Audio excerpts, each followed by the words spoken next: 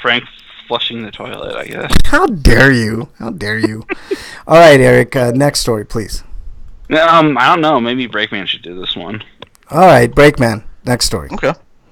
Coming to us live from Silicon Era, Mega Drive Mini and Sega Genesis Mini's third batch of games revealed, and we've done a dance of joy. Because today the third batch of games is being... not today, it was before this. M2 developed Mega Drive Mini was revealed on Dengeki PlayStation's live stream, and it includes Mega Man The Wily Wars. So, I don't know if... Can you pre-order this from GameStop yet? Because I'm going to go do that. I think so. Okay, you can like Amazon or Best Buy. You can pre-order anything from GameStop. If there was a game coming out in 10 years, like let's say I don't know Final Fantasy VII remake, then yeah, you could definitely get this. I wonder how long they held like pre-orders of Duke Nukem Forever. That's a good question, man. I bet you there were some that had fucking. It's like they picked a weird version of Street Fighter to put on here. Special Championship Edition. Yeah. Yeah. It's like they could have gotten Super Street Fighter 2 instead. Oh, but like this belabors the point about how Sega intentionally give us the 3-button controller instead of the 6-button controller. Yep. So they could sell us it for fucking $20, but you can at least buy it now, so you don't have to wait till later. Yeah. No, we can hope it's only going to be $20. Yeah, exactly. No, it is actually. I've seen it for less. So you can buy the Retrobit 6-button controller, and it works with this thing. Wow. Okay.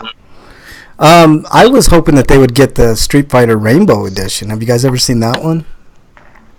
No. The thing is, like, Sega doesn't earn money. I mean, it probably does because they probably have a licensing agreement, but they don't earn all the money. They only earn like what, probably 30% maybe. Yeah.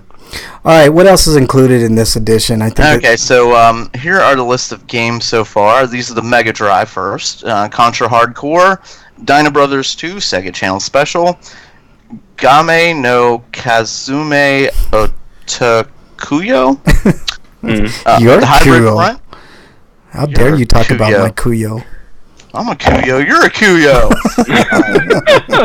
Musha, Streets of Rage 2, Super Fantasy Zone, Thunder Force 3. That's a tongue twister for me, I guess. World of Illusion, starring Mickey Mouse and Donald Duck. That's a good game, actually. World of I only played the original. Castlevania Bloodlines, Comic Zone. Ooh, Comic Zone's a great game. Hard, that's good. That's probably my favorite Sega Genesis game. Good game. Gunstar Heroes, Madu Monogatari I? One? That's supposed to be a 1? Okay, whatever. I think it's a port of the Game Gear version. Okay, Powerball, Puyo Puyo Su. 2. Rent-A-Hero? Yeah. Rent-A-Hero is a game that's like a weird, bizarre RPG where you play as a guy who's a superhero for rent. Yeah, Powerball is a fun game. Like it you basically you have to go from one place to another with a bunch of like numbered balls, and then you place them in a hopper at the end, and then like at the end they pull like 6 balls out, and if you have the matching numbers. I'm pretty sure that's not with this Powerball. Oh, okay. I'm sorry. I was thinking of a different Powerball. Sorry. Oh, I think I played that Powerball too. Let me see, where was I? Shining Force, Sonic the Hedgehog 2, and Space Harrier 2. Yeah. This is what we have for the Sega Genesis as previously listed. Or actually, I'm sorry, this is... I'll read the previous ones first. No, for the Genesis Mini, what was originally announced was Castlevania Illusion starring Mickey Mouse. That's the one I played. Contra Hardcore, Earthworm Jim, fantastic game. Landstalker, Shinobi 3, Return of the Ninja, Sonic the Hedgehog 2, Streets of Rage 2, Super Fantasy Zone, Thunder Force 3, World of Illusion starring Mickey Mouse and Donald Duck, Altered Beast, Castlevania Bloodlines, Comic Zone, Dr. Robotnik's Mean Bean Machine, Echo the Dolphin, Gunstar Heroes, Shining Force, Sonic the Hedgehog, Space Harrier 2, Toe Jam, and Earl. And the games that they just announced are Mega Man The Wily Wars, which I threw up my fist in celebration, Street Fighter 2 Special Championship Edition, as Eric said, so they can charge you more for another controller, Sonic Spinball, Phantasy Star 4, I love Phantasy Star 4. Beyond Oasis, Ghouls and Ghosts, Alex Kidd and the Enchanted Castle, Golden Axe, Vector Man, and Wonder Boy and Monster Castle. There's still 10 more games we don't know about. I'm so hoping Chakan the Forever Warrior is one of those. What is that like? Shaka Khan, like the sequel to Shaka Khan? So, I hope Shining Force 2 is included in the next batch. Yeah. Like having one without the other is kind of dumb. That's a pretty strong lineup, I'd say. I don't know. Yeah. What do you guys think? I think it's pretty awesome. I'd sub out Earthworm Jim for something else because fuck Earthworm Jim and the creator of Earthworm Jim. It seems Earthworm Jim's a great game, though. It is a good game. It seems like Sega learned their lesson from watching Sony and go, no, Nintendo did it right. We'll follow them. Yeah, exactly. Like if you're gonna play Earthworm Jim, though, it's probably a better bet to get the Sega CD version. Yeah. That's the most content, and it's the most balanced of them all. But this isn't... there's no, like, portable mini Sega CD, so... Yeah. But they said they might do something like that in the future, depending on how well this does. Yeah. All right, Eric, next story, please. But next story is Yokai Watch 4 has been delayed in Japan by about a couple weeks. From June 6th to June 20th. I'm guessing it's like production or something. Yeah, probably. Is that because there are several islands in Japan? Yeah, there definitely are several islands. Are you guys as concerned as I am at the amount of games being delayed this year? Like, it just seems like to me like there's been delay after no. How dare you? Stop talking. How dare you, Breakman? How dare you break my spirit, Breakman? And no, like you're complaining about delays. I think that's a good thing. That means they're working on their games. You know. No, I understand that. I'm just saying, is there any what happened with like Mass Effect Andromeda, where the game was obviously not finished? Yeah, I guess when it was pushed out the door. You know. Well, I guess the better question is like other than AAA titles that should be delayed, is this it's not a cause for concern, you're saying, Breakman, at all? Like, you know, because it just seems like to me that there's been a ton of delays lately. That's all. Like, maybe it's just a phase. Maybe, well, we talked last week about like Gamer Crunch and stuff like that, and maybe this is to reduce the Gamer Crunch. I don't know. Yeah, maybe. Well, I'm saying maybe companies have finally started to learn that they can't overwork their employees, so games are going to take longer to come out. That's not bad. Yeah, I guess. All right, Eric, I'm gonna go ahead and let you do the last story. I mean, it's better than like overworking them and rushing out a product that turns out to be shit. So yeah, exactly. That's my thought. I mean, maybe I don't know exactly what the case is with. Sure, they could say they're tweaking it for quality, but that just means that they're probably overworked, and what they're doing right now isn't good enough. So maybe they're taking a break. Maybe. I mean, I'm not complaining. I'm just asking the question. You know. Shut up, Frank. I mean, sorry. How dare you? But I might as well do the next article because it's somewhat related to level 5 as well. But, okay. And it's a tiny little blur, but the Snack World is coming to the West in 2020. No real date set, but it says no. It doesn't say whether or not the 3DS version will be coming out, but it's probably just going to be the Switch version because 3DS is going to be completely dead by then. Do they pack in candy with this game or something? They better have some kind of deal with some kind of company. Yeah, there's like you can't have a game called Snack World without having some sort of edible snack. Or do a partnership with some snack company.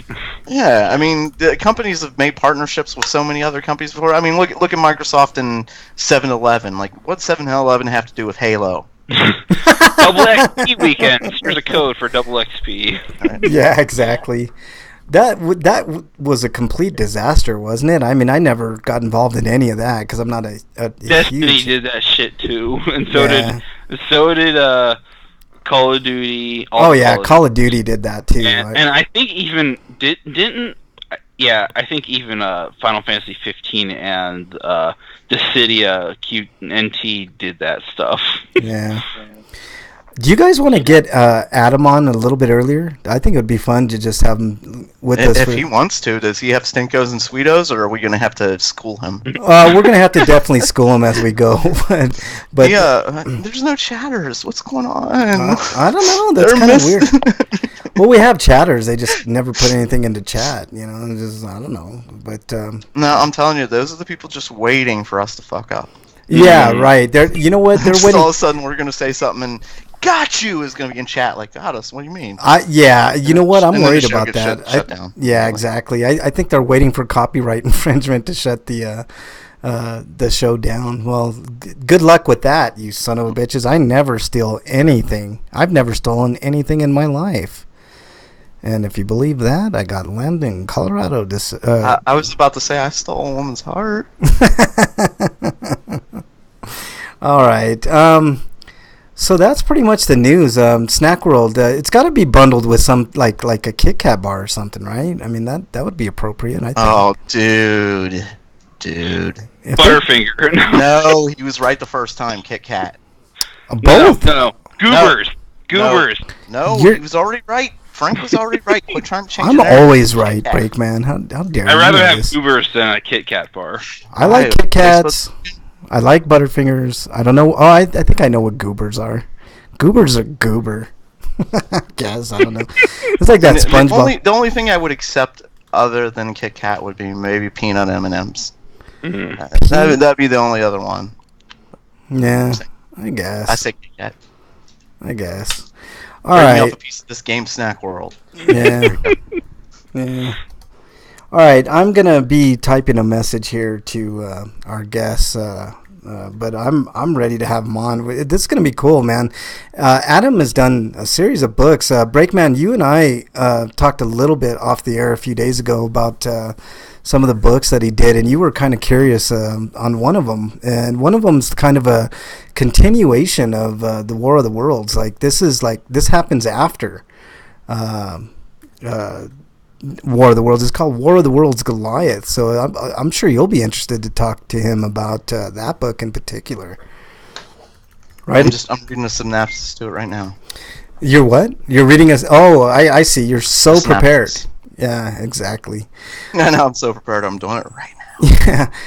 But I thought it was interesting. I got on the screen his website now. He's done quite a few books, but the one that I'm going to be... us in particular are going to be more... wanting to talk about is the Weller, because that's what he's going to base his new... I'm pretty sure that's what he's going to base his new video game on. He's using the RPG Maker engine, so that's an engine that a lot. Is this about the cousin of the Watcher? No. The Witcher. The Witcher's cousin. No, the Watcher's second brother and the Witcher's cousin. Right, exactly, Breakman. I think you hit it on the head. I think that's another... The Watcher, the Witcher, and the Caller. Is that like the Witch in the Wardrobe type thing or whatever that series is? But I don't know. It'll be interesting to talk about. I don't know how someone goes from writing books to... games necessarily, because it seems like that's not kind of the natural path of things. Like I can see like books to comic books, that makes a little more sense if you want to add context to your books or if you want to do offshoot stories and stuff like that. But games seems kind of a weird platform to go from book to games. But hey, I give them props for even trying it, but apparently there was even a demo of the game already, so I wonder, we have to wait till we get Adam on, but I'm wondering how far along in the process they are to getting that game out, because the screenshots that I saw, and I can't find the screenshots for y'all right now, but it looked good. It looked like a Final Fantasy VI type setting, but in his Weller world. So it'll be interesting to talk to Adam about that. But he'll be on in just a few minutes. We're just waiting to get him on. I'm just waiting for the word to get Adam on. But Basically, what I gather from the Weller guys. Do I still have you guys on the line? I don't know if I have you guys. Yep. Yeah. Okay. We're listening. We're letting you talk, Frank. I guess that is. It's kind of weird because I'm usually interrupted every 2 minutes by you guys. It's true. No, but the Weller, from what I gather, is kind of like a post-apocalyptic kind of deal. Like, if you can imagine, like, what's that, Mad Maxian type book series. So. That'll be interesting, man. I'm down for it. You know, I mean, it sounds like, from what I gather, the Weller is basically about a dude that goes around like trying to find water, basically, because obviously water would be the hardest, commodity to have in a post-apocalyptic world. It's always about water and water rights and stuff like that. So, interesting. So we'll talk to Adam about that and stuff, but. Should be a fun time. So I'm just waiting on the word, and we will get him on in. But in lieu of apparently he's been listening. He's like, I don't know if I want to do this. Yeah, he's like, this show, I don't know. We're talking about the snack world. Yeah. In lieu of that, guys, let's move on to homie discounts and get those out of the way. PlayStation has a few good ones I wanted to talk to you guys about. The Assassin's Creed, almost all the Assassin's Creed series seems to be like 50% off or near that, 40 to 50% off, so that's cool. Far Cry 4 is on sale. Looks like it's half off. Far Cry New Dawn, which I guess tanked because they're already low on that price. South Park Stick of Truth is down to like almost half price on that one. Isn't New Dawn a DLC though? It is a DLC, but it just came out and it's already. I thought it was like already. So I thought it started at 20. So you're saying it's like 15 now? No, it started at 40. Eric. So it's a standalone. That's a bit steep price for DLC. That's probably the problem right there. I think you can play it without the game proper though. It's like it's a standalone, but it's you're charging this almost the same price as a full game. Yeah, for sure. Okay. Let's get Adam on here. Let me do this and let's do this. Add Adam. All right, it's calling now. Adam, do we have you? Hey, how's it going, guys? Hey, Adam Whitlatch. I hope I said your name right, Adam. You did. All right. Surprisingly, yes, you did. I got it the first time. A lot of people have problems with that. Yeah, I was debating, like, how do I say this? Is it Whitlatch? Is it Whitlock? Is it Matlock? Is it? But we were just kind of discussing your books before you came on, man. A lot of interesting stuff there. By the way, you're on with me, Frank. You're on with Eric the Great and Breakman the Bold, just to let you know. And of course, old Frank comes up with Matlock. Yeah. Oh, yeah. Of course, man. I mean, if it's not Matlock, what else is there? Perry Mason. Perry Mason. Oh shit, man! I totally Perry Mason. Yeah, that's old school. Yeah. Totally forgot about Perry Mason. But we were just right. You just don't want to pretend to be that old. not falling for it. Well, I mean, Howdy Doody era, stuff like that. I mean, there's all kinds of stuff. But anyways, we were just talking about your books, Adam. War of the Worlds Goliath. This is the one Breakman's most interested in because it basically takes place after the War of the Worlds. That one in there. You got Vengeance. I'm looking straight off of your website here, so just correct me if I'm wrong on anything. Vengeance for My Valentine, a vampire book. And the one that I think we're going to be most interested in talking about here on the show, Adam, is the Weller. And is it fair to say the Weller is going to be a series of books, or have you? Oh, absolutely, yeah. Okay.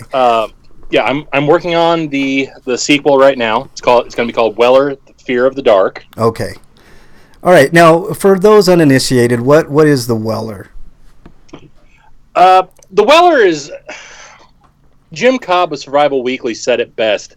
Weller is kind of a throwback to those classic 70s and 80s post-apocalyptic movies where you got crazy dudes in muscle cars screaming across the wasteland, shooting at each other with ridiculous homemade weapons. Fair to say Mad Maxian? Very, very Mad Maxian. A little bit of Tank Girl thrown in there. Okay, all right. I'm down with that. I did read there was some maybe not supernatural elements, but like monster elements to it as well. Oh yeah, well, come on, it's a post-apocalyptic wasteland. You've got to have mutants in there. Right, of course, yeah, no problem. Now, the Weller I was interested in talking about because apparently you're creating a game based on the Weller. Yeah, and tell you the truth, I don't even know when the idea really came to me. But I'm creating an RPG based on the first book, and I'm using RPG Maker MV. Yes, yeah. See, that's interesting. A lot of people use RPG Maker because it's ease of use and stuff like that. I'm sure there's a lot of kinks and stuff, but you already have a demo out for it, right? Yeah, I don't have it available online anywhere. I really should. I need to get it uploaded to my Patreon probably. Yeah. But I kind of threw one together real quick for Demicon at the beginning of the month, and I'd just been playing around with enemies and character designs, and I got the idea in my head. Well, hell, why don't I put together a demo that I can have people play at the table and give me feedback? And it was actually quicker for me to just basically create Demicon in the game and make a special Demicon themed demo to just a little extra treat for people than to try and actually do scenes from the book. Right. So I went ahead and just did it that way, and everybody loved the Demicon scenes so much. I actually put the hotel in there. My friends in the Brass Gears Adventure Society, I gave them a party room in the game. There's this little oasis you can come across, and they're these yahoos out in the desert drinking all day, pretending they're on an airship. I heard about Demicon, man, like open bar and all kinds of stuff there, man. So it's my favorite convention by far. You say open bar, and Breakman's ears just prop up, and it's like I was radar. Listening to everything else. But yeah, everybody loved that part so much they've convinced me to keep the Demicon portions in the game as an Easter egg. Ooh, that would be really, really cool. I want to talk to you a little bit about the process of both, Adam. Like creating a book, like writing a book, is definitely different than creating a game. So, can you kind of talk about like the different creative processes for each and how they're different, or maybe how they're similar in certain ways? Oh man, I tell you, I definitely jumped into this not having any clue what I was doing, and I've been playing RPGs for a little over 20 years. Like the first RPG I really got into was Final Fantasy VII. Yeah, that shows your age right there, man. Right? Yeah. You ask a person like what their first Final Fantasy game that they liked, and that kind of puts you in an age group. So I kind of know how old you are, Adam. It does, yeah.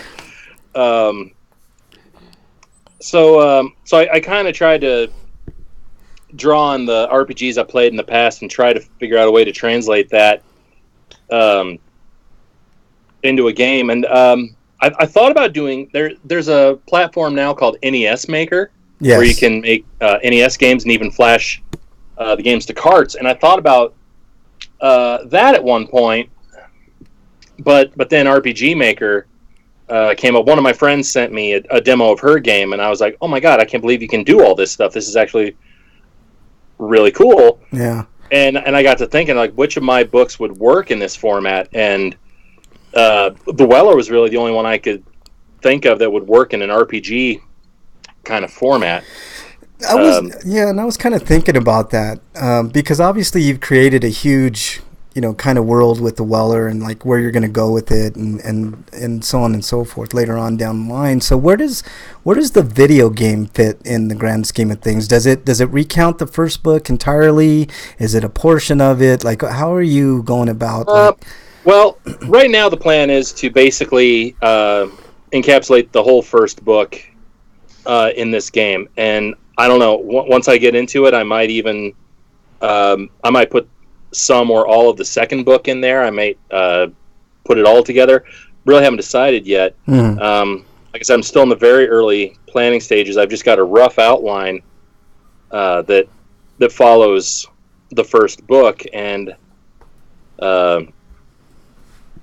as it sits right now, it probably wouldn't be a very long game. So I need to come up with side quests and subplots and things like that. Yeah, I would think right now the plan is to have it follow the first novel. Yeah, I would think it would be a huge undertaking to transfer like your entire book into a game. I don't exactly know how that would work. Are you working on the game by yourself, or do you have a team of people? What do you like? Oh, totally by myself. Yeah. And I'm basically learning how to do things from YouTube tutorials. Yeah. There's nothing wrong with that. That's how I learn how to do anything anymore. Right. Up to and including like making love. I mean, that's that's how you do things on the YouTube. Frank, we've talked about TMI before. So in terms of like, is there? I think like the Weller is basically based on one character, right? Right, Adam? Is that what I gather from it? Is it basically one man's journey on, finding water and transporting water, etc. Essentially, yeah. And that did give me a little bit of a challenge for the game, because that doesn't give you many options for having a party. There are 3 major characters that wind up joining him in the third act of the book, and I've got character models made up for them already. But I'm thinking what I'm going to do is have NPCs that drop in and out of the party throughout the story until the main cast is all together in the final act. Okay, all right, fair enough. Do you have like when you? I'm sure people ask you this all the time, Adam, but I always wondered, like, when you come up with these worlds and stuff, and I'll take the Weller in particular, do you have like a beginning, middle, and end for this series? Like, do you already know, like, years in advance, like where this whole deal is going to end, or do you just... Frank, so stop trying to make yourself a character in his book. Well, with the Weller, no. The Weller's very... Dare you break The Weller's very open-ended. I really don't know where Matt is going to end up. With Birthright, the Alex Walker series, I've got that planned out very far in advance. Mm-hmm. I know what's going to happen in that series long after the main character is dead and gone. Yeah. Vengeance for My Valentine, that was actually my first book. I started writing that in high school, and it sat in a drawer forever. And every few years I would bring it out and rewrite it a little bit, tweak it here and there. Mm-hmm. And finally this past year I decided, you know what, I'm going to kick this damn thing out the door. But yeah, that's been kicking around in my head for 20 years, and I've got all kinds of ideas for that one. But that one's also a little open-ended. I don't have an end in sight for that. I've just got a lot of sequels in my head. But yeah, Matt Freeborn, the Weller series, I don't see an end for that. I could probably keep that going forever. Yeah. Well, let's talk a little bit about Vengeance for My Valentine. Now, we were talking a little bit off air. There's a curious rumor going around that Robert Pattinson is going to be the new Batman, and I don't know if it would be like kind of not a good thing to think of Twilight when you're thinking of him as an actor going into Right. Batman. I know Eric and I kind of talked before, and he was like, it's kind of, you can correct me if I'm wrong, Eric, but it's kind of unfair to automatically just lump him in the sparkly vampire thing. Are there any sparkly vampires in Vengeance for My Valentine? There is one sparkly vampire in Vengeance for My Valentine. Wow. Everybody don't buy this book. Maybe he's just super fabulously dressed. That he is. Yeah. No, Trust me, the fact that he is sparkly is the butt of a joke. Yes. I definitely figured that because nobody likes... I think Alucard from Castlevania glows a little. Yeah, maybe you can consider it sparkly. Yeah, okay. But I was going to recommend that nobody buy that book if there were any sparkly vampires. But I'm glad you cleared that up for us, Adam. But it's a curious choice, Robert Pattinson, and I vehemently am in the camp of it's a terrible choice because I'm not basing that on Twilight. I'm basing that on his whole career, basically. Like, I don't think I've seen anything with Robert Pattinson in it that screams Batman to me. But then I think about it, and then nobody really thought about Michael Keaton in that way. So I don't know. Yeah, and I've had that discussion several times today. I got into a pretty heated debate with one of my writing buddies about that, and he brought up the whole Michael Keaton thing. My position is, I think I'm kind of tired of the constant rebooting, and I think it's time for Batman to just sit on the shelf for a little while. Ooh, I mean, a Batman TV show, damn it. Yeah, that's like they've been beating around the bush in Batman forever. We got Gotham, and now there's a Batwoman TV show. Batwoman, and there's that Titans show they've got too. Yeah, exactly. I want a freaking Batman show, for God's sakes. No Batman show. I'm sick of Hollywood rebooting everything every 5 years. Like they've rebooted Fantastic Four, they've rebooted Spider-Man twice now. Well, just wait. The MCU's gonna get a whole reboot for the just. And it's almost always Bruce Wayne as Batman. It's never Dick Grayson or Gordon, because that was the thing that happened in the comics. Yeah, I understand. I hear where you guys are. Or even like doing Azrael series or something.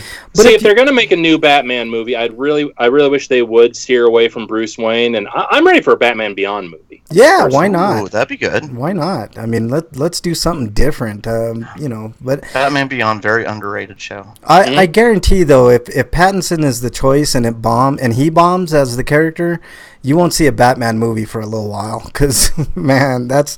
I don't know. I've never seen him act, but he can't be worse than George Clooney. Like, there's no possible way. He's worse. Like, that's the lowest bar ever set. No, he's worse. He's going to be, in my opinion. And George Clooney set the bar as low as he possibly could. Oh, you wait, buddy. You haven't seen anything. The problem with George Clooney and Val Kilmer. Yeah, I was arguing. I had this argument with him for the show. Yeah. Val Kilmer was an okay Batman. He was a horrible Bruce Wayne. And then you got George Clooney, who was a horrible Batman, but an okay Bruce Wayne. Yeah. I don't even think he was that okay of a Bruce Wayne. I think George Clooney was just bad in every way. But that's kind of what I was trying to argue before, is that he was a terrible Bruce Wayne. Before the show, I was arguing Val Kilmer, like, I like him as an actor. He was badly miscast as Bruce Wayne. Yeah. Yeah, I think I agree with you guys on that for sure. You know, before we move on with the show, and I know you're going to probably be able to stay with us, Adam. I do have a question about your book, War of the Worlds, Goliath. Okay. All right. I noticed that there's a screenplay that was written already. Did you option the rights to War of the Worlds, Goliath, or what is going on with that? Because that's kind of. The story with War of the Worlds, Goliath, that was produced by a Malaysian animation company called Tripod Entertainment, and directed by Joe Pearson, executive produced by Kevin Eastman of Teenage Mutant Ninja Turtles fame. They teamed up with Heavy Metal back when Eastman was still running Heavy Metal. Oh, wow. Okay. And the project had been in development for a while, and I remember seeing ads and comics for it in Heavy Metal magazine, and then nothing happened. Yeah. And my wife and I are huge fans of the Highlander TV series, and my wife has a huge crush on Peter Wingfield, who played. That was a great show. Played Mythos. Got really weird at the end. Yeah. She got really involved with Peter Wingfield's fan club, and one day she started talking to me about this movie. She goes, "You got to hear about this movie that's being made. It's called War of the Worlds, Goliath." And I'm like, "Wait, that's still a thing?" Yeah. I thought that died years ago. And she's like, no, it's coming out this year. They're finally releasing it in America. And so, I love War of the Worlds. That's really what got me into science fiction. Was my dad sat me down and had me listen to the 1938 Orson Welles radio broadcast. That's one of the greatest broadcasts of all time. Right? It's amazing. So I've been a fan of War of the Worlds for a while. So I was like, all right, well, I want to check this out. And I got in on the fan club, and I got to talking with the producers and the director, and started palling around with him, and of course, like I mentioned, Peter Wingfield from Highlander. A lot of the Highlander TV show casts are in the movie. Adrian Paul's in it, Peter Wingfield's in it, Jim Burns, Elizabeth Grayson. So as a Highlander fan, that just made my heart sing.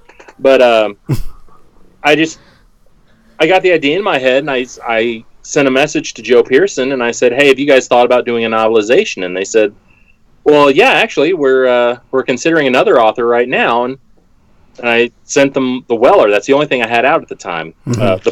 The Birthright was still in the editing stages at that point. Mm-hmm. So I sent them The Weller, and a few days later, Joe Pearson gets back to me, and he's like, "Hey, you got the job. I love this." And it was between me and a Star Trek novel writer who I won't name. But yeah, I got the job.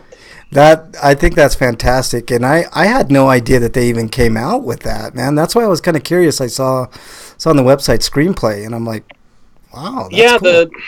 The distributor really didn't do a good job of promoting the movie, and they released it on DVD in America on April Fool's Day. So when I made the big announcement, nobody believed me. Oh man, that's terrible marketing, man. And I went down to Walmart and I got my own DVD copy, and I'm like, here, I'm taking pictures. Here, guys, no, really, it's here. I swear, it's real.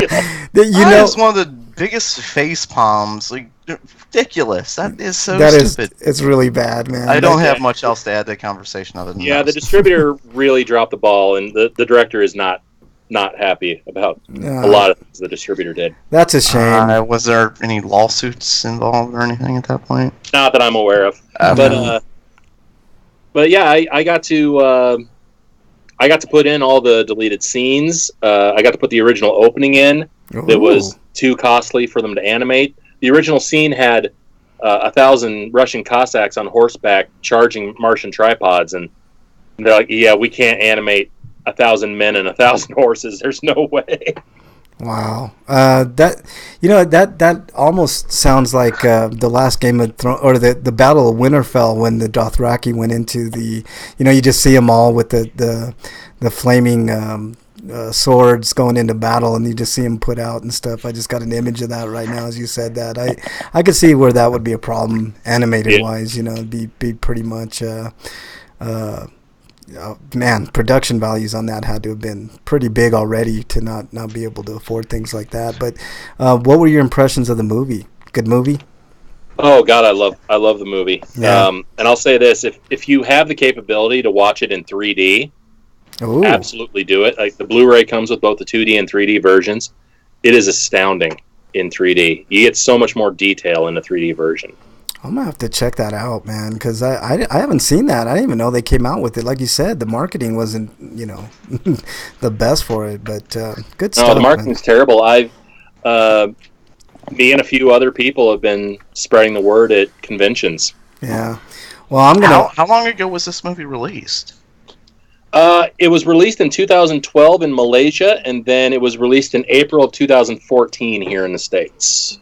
Wow. It took a whole 2 more years to get to the United States? To find a distributor, yeah. It kind of makes sense, Breakman, because if you think of in video game terms, like, games usually, like, especially in RPG world, like, they come out in Japan like a year or two, and then we have to wait for it here, to find if it at all comes out, if it gets localized and whatnot. There's a lot more that to bringing out movies and games in different parts of the world than just, oh, here it is. There's a lot involved, man. So, all right, we're definitely going to be talking more about your books as we go here, Adam. But can you stay for the rest of the show? And sure. All right, we'll kind of walk you through things. No, he's never coming back. I know. Yeah, exactly. Adam will never be back. All right, we have a segment, Adam. This is Breakman's segment, but I always introduce as of like a couple weeks ago, introduced this segment like this.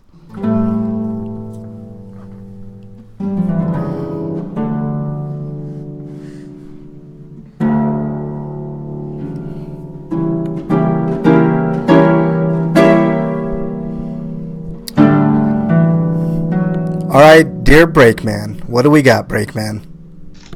I really wish you hadn't asked. You just asked me prior to anything, because there's really no Dear Breakman. We don't have any Dear Breakmans this week. Usually, I'd like the intro anyway, so I'm sure everybody appreciates a little bit of Toccata and harp. And there is one Twitter comment. But, okay.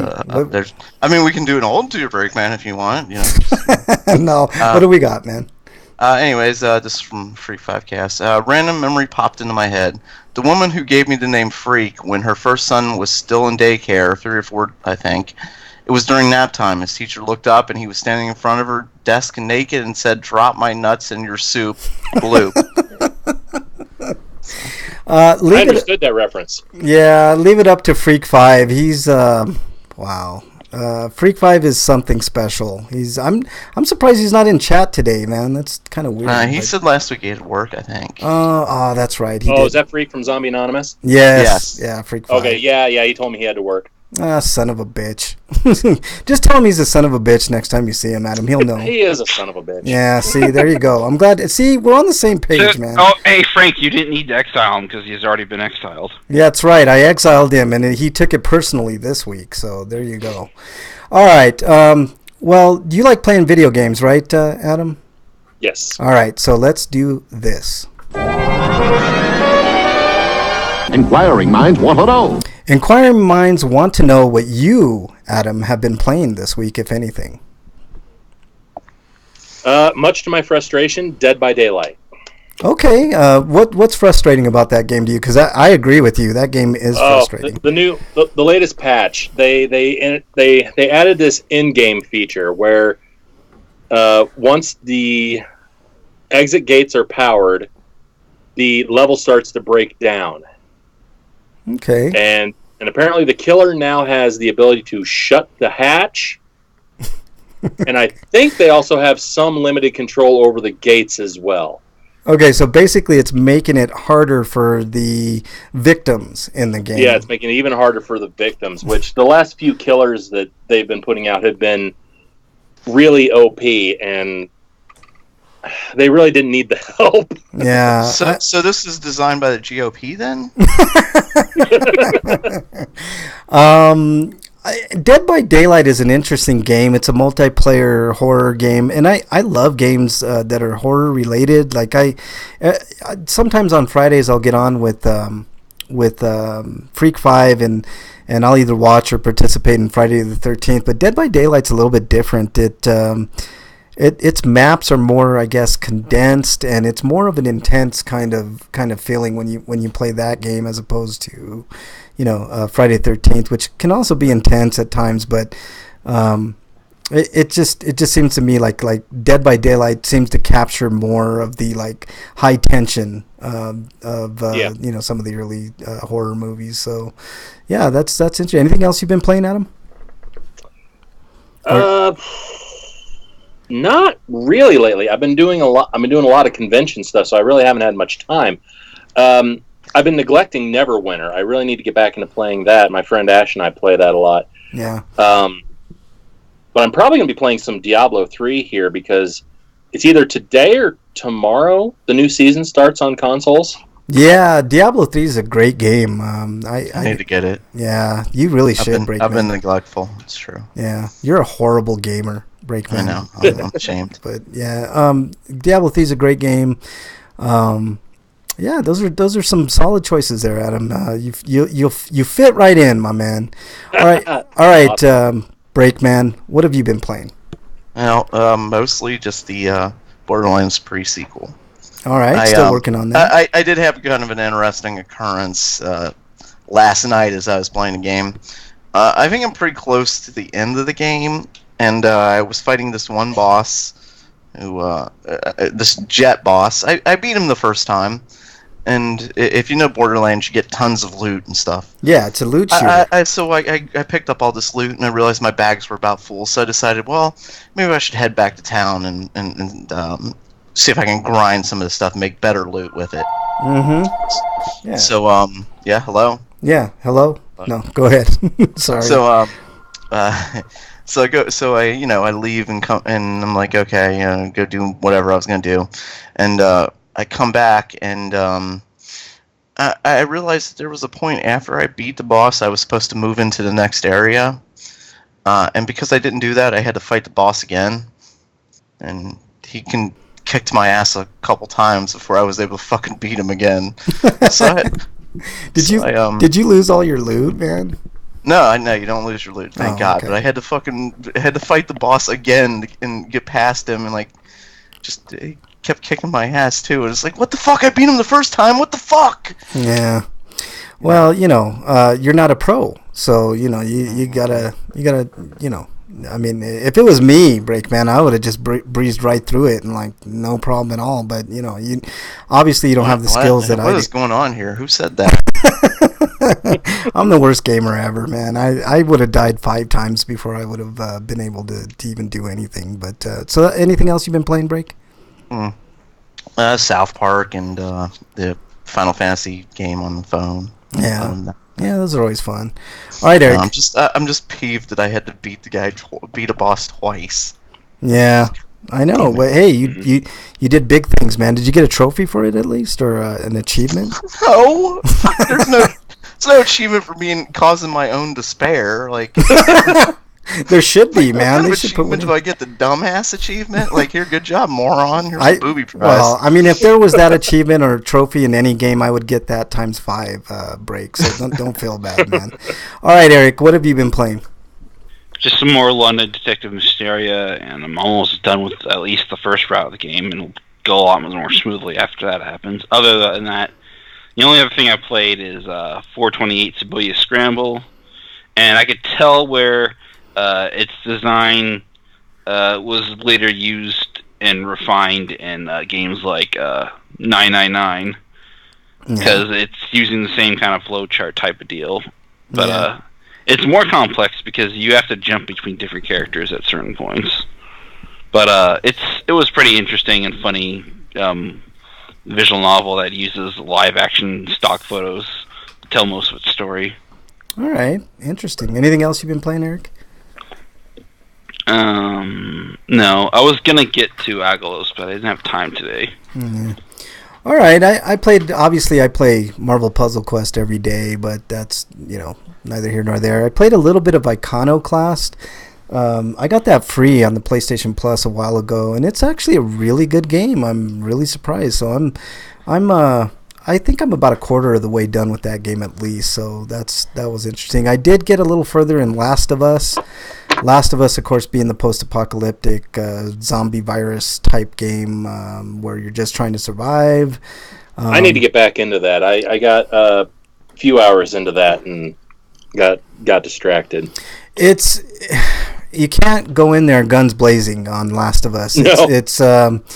It's more of a stealth type game, and I like playing games guns blazing most times. That's the type of player that I am, but Last of Us is a different type of game, and you got to kind of sneak around and try to get around situations as opposed to taking the enemies head on. But it's an interesting, fun game. It's definitely beautifully rendered. It's I don't know. I'm really liking it a lot, and I think it's one of the best games of last generation for certain, and it's definitely a really good remaster. So I'm looking forward to playing more of that and beating it. But all right, let's move on.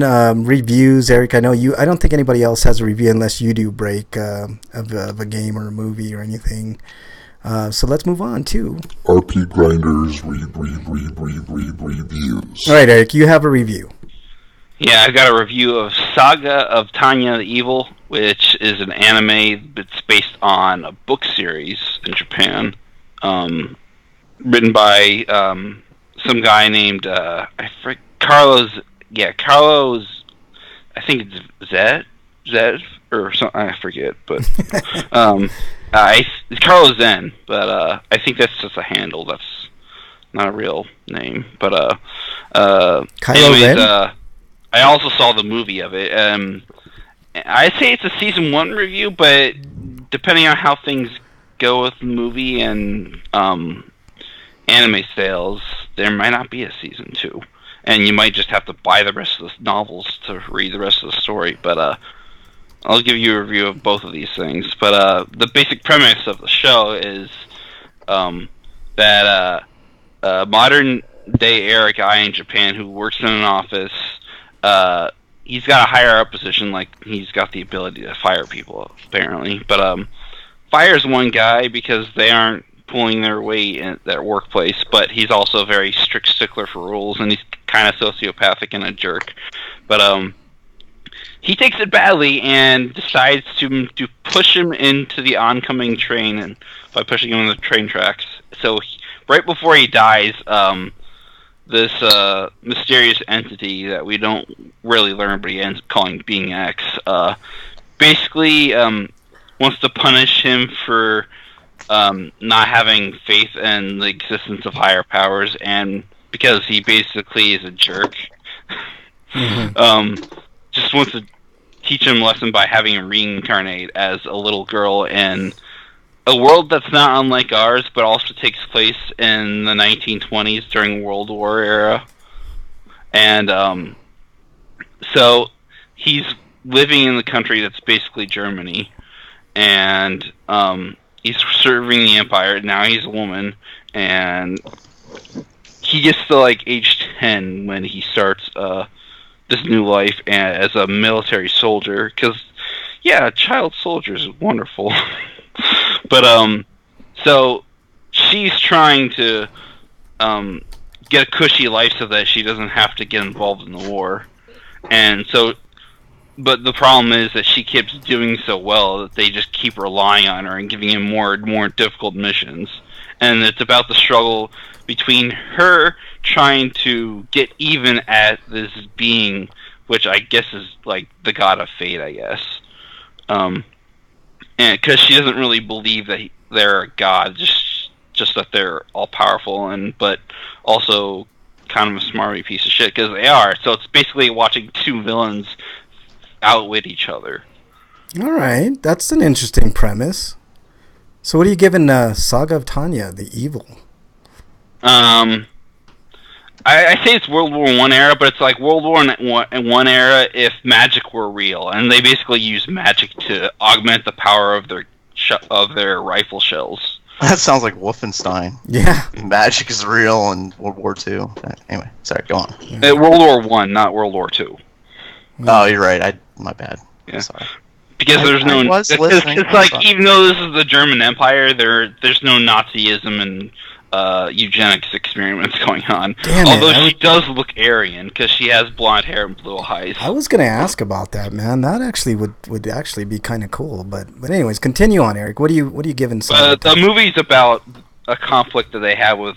Which is obviously Russia. It's like they have the unified states instead of the United States. Always Russia, man. What is it? The fucking Russian bastards, man. They always Russia, always causing problems, man. But I'm gonna give the show and the movie an equal score of 9. Wow, that good. So you're recommending? I watched the dub of the show, but I had to see the movie subtitled because they haven't done the dub of it yet, I guess. Right. But the dub's actually pretty decent. All right, that's excellent, man. 9 out of 10. So high recommend from Eric. And when Eric gives something a 9 out of 10, I mean it's a no-brainer. Go watch it. But cool deal, man. MXT is in chat. He says, Go Power Rangers. You're exiled, you son of a bitch, MXT. And Wyland is in chat. He's just chilling. So welcome on in, guys. Appreciate you coming on in. We have Adam Whitlatch, who is an author, and he'll be coming out with a game. When's the game coming out for the Weller, Adam? That's a good question. I have no idea. You're not going to Final Fantasy VII remake us, are you, Adam? Like, keep telling us. I hope not. All right, man. Fair enough. So, as long as you don't like EA us, that's yeah. No. And don't do microtransactions. They release your game like several months before it's ready to re-release. Yeah, and then charge a fortune for it. And yeah. Oh no. All right. We're going to move on to Highscapades, Adam. Now, this is the segment. We do this from now and again. I actually have a Highscapade this week. But basically, this is like maybe anything funny that happened during the week that you saw, maybe a video, a lulz, or something that happened during your particular week. But this is how I introduce this segment. Highscapade. Okay, I have a Highscapade this week, and kind of the origin of Highscapades. I never really kind of said this, but it originated from Bernie and I. Bernie's my girlfriend, Adam, so you have context there. But I partake. I live in Denver, Colorado. You know, the first state in the union to legalize weed and all that. So, you lucky bastard. Yeah, exactly. I mean, you know, hey, call a spade a spade. I was definitely very, very lucky to happen to be here when they legalized. But always when we partook, like there would always be some funny conversation or something of that sort. So this week's Heiscapade involved a show. I don't know if you've seen this show, but it's called Naked and Afraid. And the premise of the show is two naked people. I like that show a lot. All right, I'm going to discuss that in probably another week because I could go on and on about the premise of the show and all that. But I think the show's hilarious because just how stupid do you have to be? Right. And the ones that go on there and say, like, I didn't think it was that hard watching it on TV, those are my favorites. Right. Okay. It's like, really? Are you watching a different show than I'm watching? So because this looks impossibly stupid to me. Right. See, let's go to a place where I don't have clothing, I don't have shelter, don't have anything. I also don't have food. I don't have water. I don't have electricity. Oh, wait. Can I get some fast food? Oh, wait, no, I can't. Right, so basically you have no comforts of your own home. And I agree with you, Breakman. And like, they're eating bugs to sustain themselves and shit, and, like, picking up shit off the ground and eating that. Right. I don't know if they're actually eating shit, hilarious. But, you know. But, yes. Well, no, I mean, like, they're picking up, like, things that are on the ground that are, you know, decayed like animals or decayed fruit and shit like that. I've seen them eat. That's like, that might as well be eating shit. Oh, yeah, it's all nasty. So we got into like kind of a debate about the show because I was like, what is the incentive of being on the show, right? Because if you're on Survivor, there's a definite incentive. If you win that show, you win $1 million. So I was like, what's the incentive to be on Naked and Afraid? And we were, you know, discussing it and insanity. There's no incentive. People go on this show just to, I don't know, be manly or womanly and show that they can do it. To prove that they can do it. Like, right. They just some of the rationales that they go on the show, like. I actually, it was one of the most recent episodes, I think, where one woman was going on there like, well, I'm going on here because my son's addicted, and I want to know what it's like to be addicted. How does that work? More power to you. Yeah, like, how? Yeah. How did you connect those dots? Right. Sounds more like you know what it's like to be going through withdrawal. Yeah. Like, she's like, and after she completed it, she's like, I understand, like, the mental hardships he's going through and stuff like that. And I'm like, okay, sure. Yeah. Whatever you say, lady. Whatever floats your boat. Sure. Yeah, exactly. Exactly. So anyways, that aside, I was like, we were talking about it, and Bernie was like, you know, she made an observation about the show that I felt was appropriate for Heiscapades, okay? And she made the observation that the men, almost exclusively, except for one show that she saw a woman, at the beginning of the show, they're normal.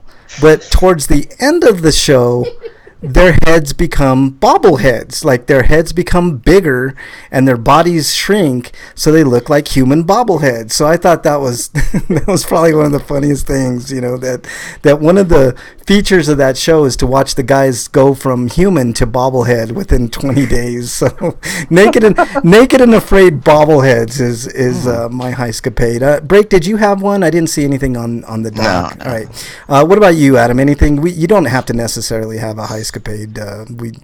We very rarely do that segment, but I thought it was interesting to point that out. I'm guessing that what I'm going to think is a stinko, though a lot of you might, or everybody else might find to be okay. We'll get to that. All right, Adam. Anything on the Heiscapade front? Oh, nothing really coming to mind. Okay, then let's move on to, you'll love this segment, Adam. This is what we call Stinko of the Week. Somebody that really pissed you off, somebody in the news, maybe. Oh, I got that. I got a whole bunch of those. All right. See, I figured this is everybody's favorite segment, and this is how we introduce this segment. What is it? Stinko of the Week. All right, Adam, your Stinko of the Week. Well, hold on. Before we get to his, I think he might have some of the ones that we have.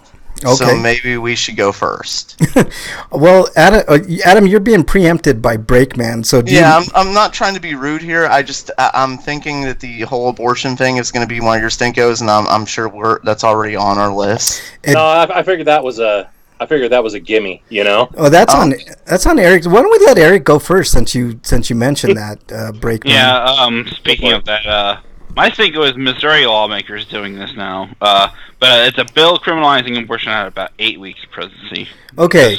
Which is just over the minimum that most people need. Right. Here's the thing. Okay, Alabama is batshit crazy. Georgia's batshit crazy. Those are southern states. Missouri is batshit crazy now.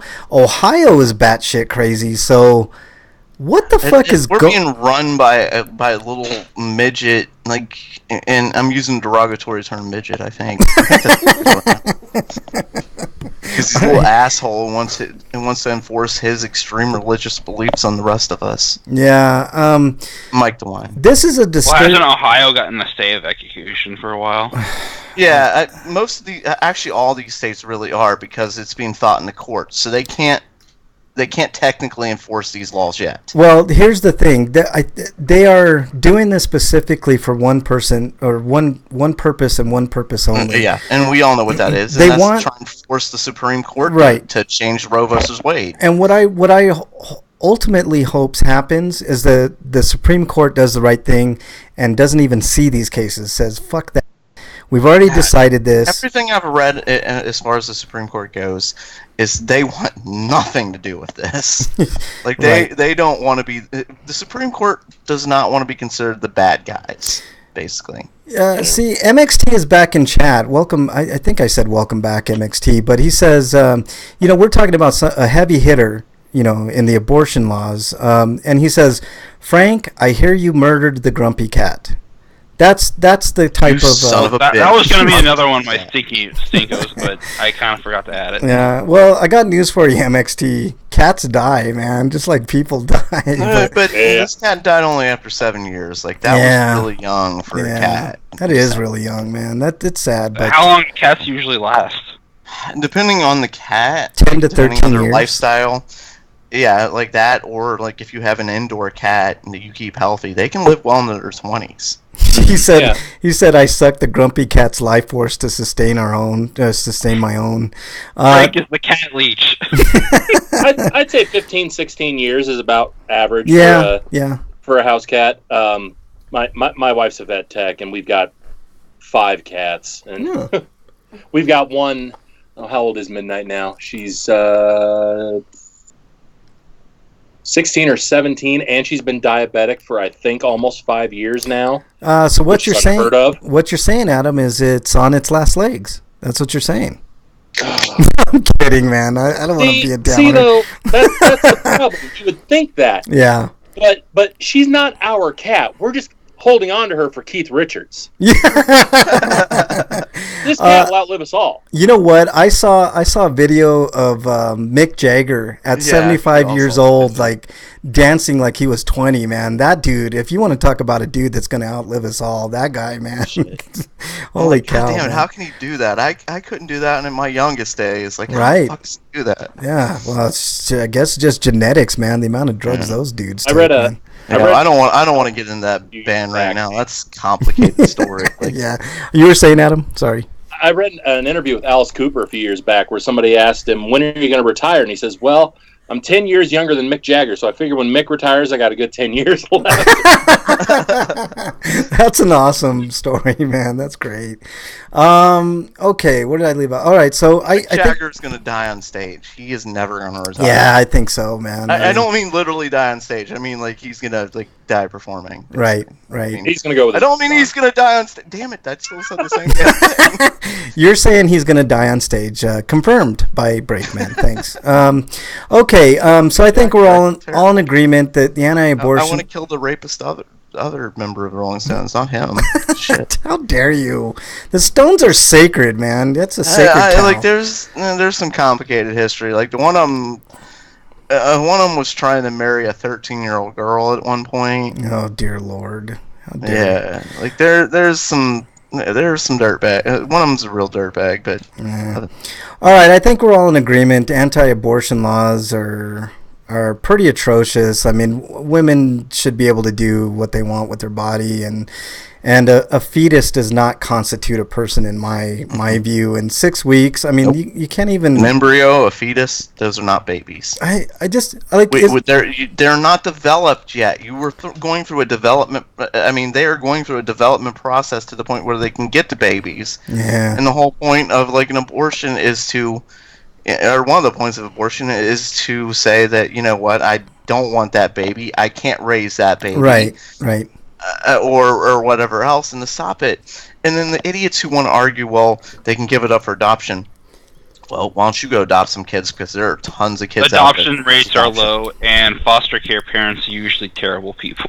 Well, and not only that... There are a lot of kids right now that need to be adopted. So don't fucking give me that argument. Not only that, there's an economic aspect to that, too. Like, there are good foster parents out there, Eric. And also, you'd probably go broke trying to have a kid because of the medical costs. Well, and how shitty healthcare is in this country. Absolutely. I was just about ready to raise that point, Eric. Healthcare in this country is ridiculous. It's definitely time for a Medicare for all type system. Every other damn country has it, so why not the United States? But another topic for another day. All right, Breakman, do I have your permission to let Adam go next? No. Yes. No, okay, yes. Adam, I think you get the gist of what our Stinko of the Weeko is, so why don't you go with your Stinko? All right, well, this is definitely minor compared to the abortion ban, but it speaks to writers everywhere. Yeah. So I was at a book festival in Minneapolis over the weekend called Wordplay. Okay. And... pretty big deal. Stephen King was there on the first day. Nice. And holy shit, that's okay. Sorry, I didn't mean to interrupt. Like, I just holy shit. Yeah, that was pretty cool. We were pretty close to the stage. He wasn't signing. We didn't get to meet him or anything, but we were pretty close to the stage where our booth was. So we had pretty good seats to hear him talk. Mm-hmm. And the night before, his band played somewhere in downtown Minneapolis, and that was really well attended. But anyway. So I'm running a booth at this festival, and at one point, this lady comes up to my booth, and she starts looking over my stuff. And the funny thing about this festival was, even though Stephen King was the headliner, there really weren't a lot of people into sci-fi, horror, and fantasy at this thing. There was a lot of people turning up their nose at me, which really shocked me, because it's like, really, guys? Right. Why would they? I mean, that's... Stephen fucking King, you know? Yeah, exactly. So anyway, but Stephen King, he transcends genre. Everybody loves him. Right. So this lady comes up to my booth, and she starts looking at my books and, turning up her nose at everything, especially Vengeance for My Valentine, which if you've been on my website, you've seen the cover. Right. The cover is basically, I think it's a woman's hand with black fingernails holding a heart. Right, I think that's... Yep. Yeah, okay. Yeah. And, it's funny. Men hate that cover. Men are always the ones like, oh, gross, but chicks dig it. Chicks I like it. I thought that was kind of awesome, actually. Frank's a chick, confirmed. Yes, thank you. I do have moobs, so that makes sense. So she's looking over everything, and she takes one of my bookmarks, which has got all my website info and everything on it, and she says... Well, I'm going to take a bookmark for my students. See, I'm a creative writing professor here at, one of the local colleges. She rattled it off. I can't remember what it was. That important, yeah. Yeah. And just the way she was talking to me, I already knew how this whole thing was going. So I was just like, yeah, whatever. I mean, I've been through this before. Sure. And she says, now, I discourage genre fiction in my students, but there's some students in my class that would probably like your stuff, so I'll take one of your bookmarks. I'm like, yeah, whatever. Piss off. Wow. Yeah. And my assistant, who was there with me, just kind of looked after her for a minute, and then she's like, wait, what the hell just happened? And I said, oh, I'm about to be used as an example of what not to do in a creative writing class. What? Wow. And she goes, wait, what? Why? And right. I said, because science fiction and fantasy and horror are all base forms of literature and therefore not worthy of academic merit. Wow. And she's just utterly shocked. And I said, no, that's how it is. That's how it is in the academic world. Granted, there are exceptions here and there, but for the most part, in an academic setting, and it's the same in the art world. Comic book art is the nastiest insult you can get in a college art class. That's insane. That's insane. Because heaven forbid people engage in creating art that will actually make them fucking money. Right. Wow. I guess if you're not a starving artist, you're not an artist at all, huh? Exactly. That's their point. And the fact of the matter is, a lot of these creative writing teachers, and I've seen it before. Like my best friend is an artist, and he was writing a sci-fi series right after he got out of high school, and his creative writing teacher in college crushed it out of him. Yeah. A lot of them are failed writers themselves, and I had one of my friends who is a college professor tell me, "Oh, they're not failed writers. They have to be published in order to be hired as a creative writing professor." And it's like, yeah, but in what markets? Yeah, it's not anything anyone's actually reading. Right. There are markets that are selected for their difficulty in being selected. I So can't. It's a bunch of academics sitting around reading it and laughing because the genre writers aren't allowed in. I always liken that type of stuff, Adam, to critics for movies, right? Like, I'm a big horror fan. I like a lot of horror movies, and I've, it's how I've always been ever since I was a little kid. I watched horror movies since I was like 3 years old and up, and the critics usually get horror movies wrong, right? If you look at Rotten Tomatoes right now, if there's a horror movie out there and it gets 30% or above, I usually watch it, because that means, the majority of critics hated it, but there are some critics that like horror and that genre of movies.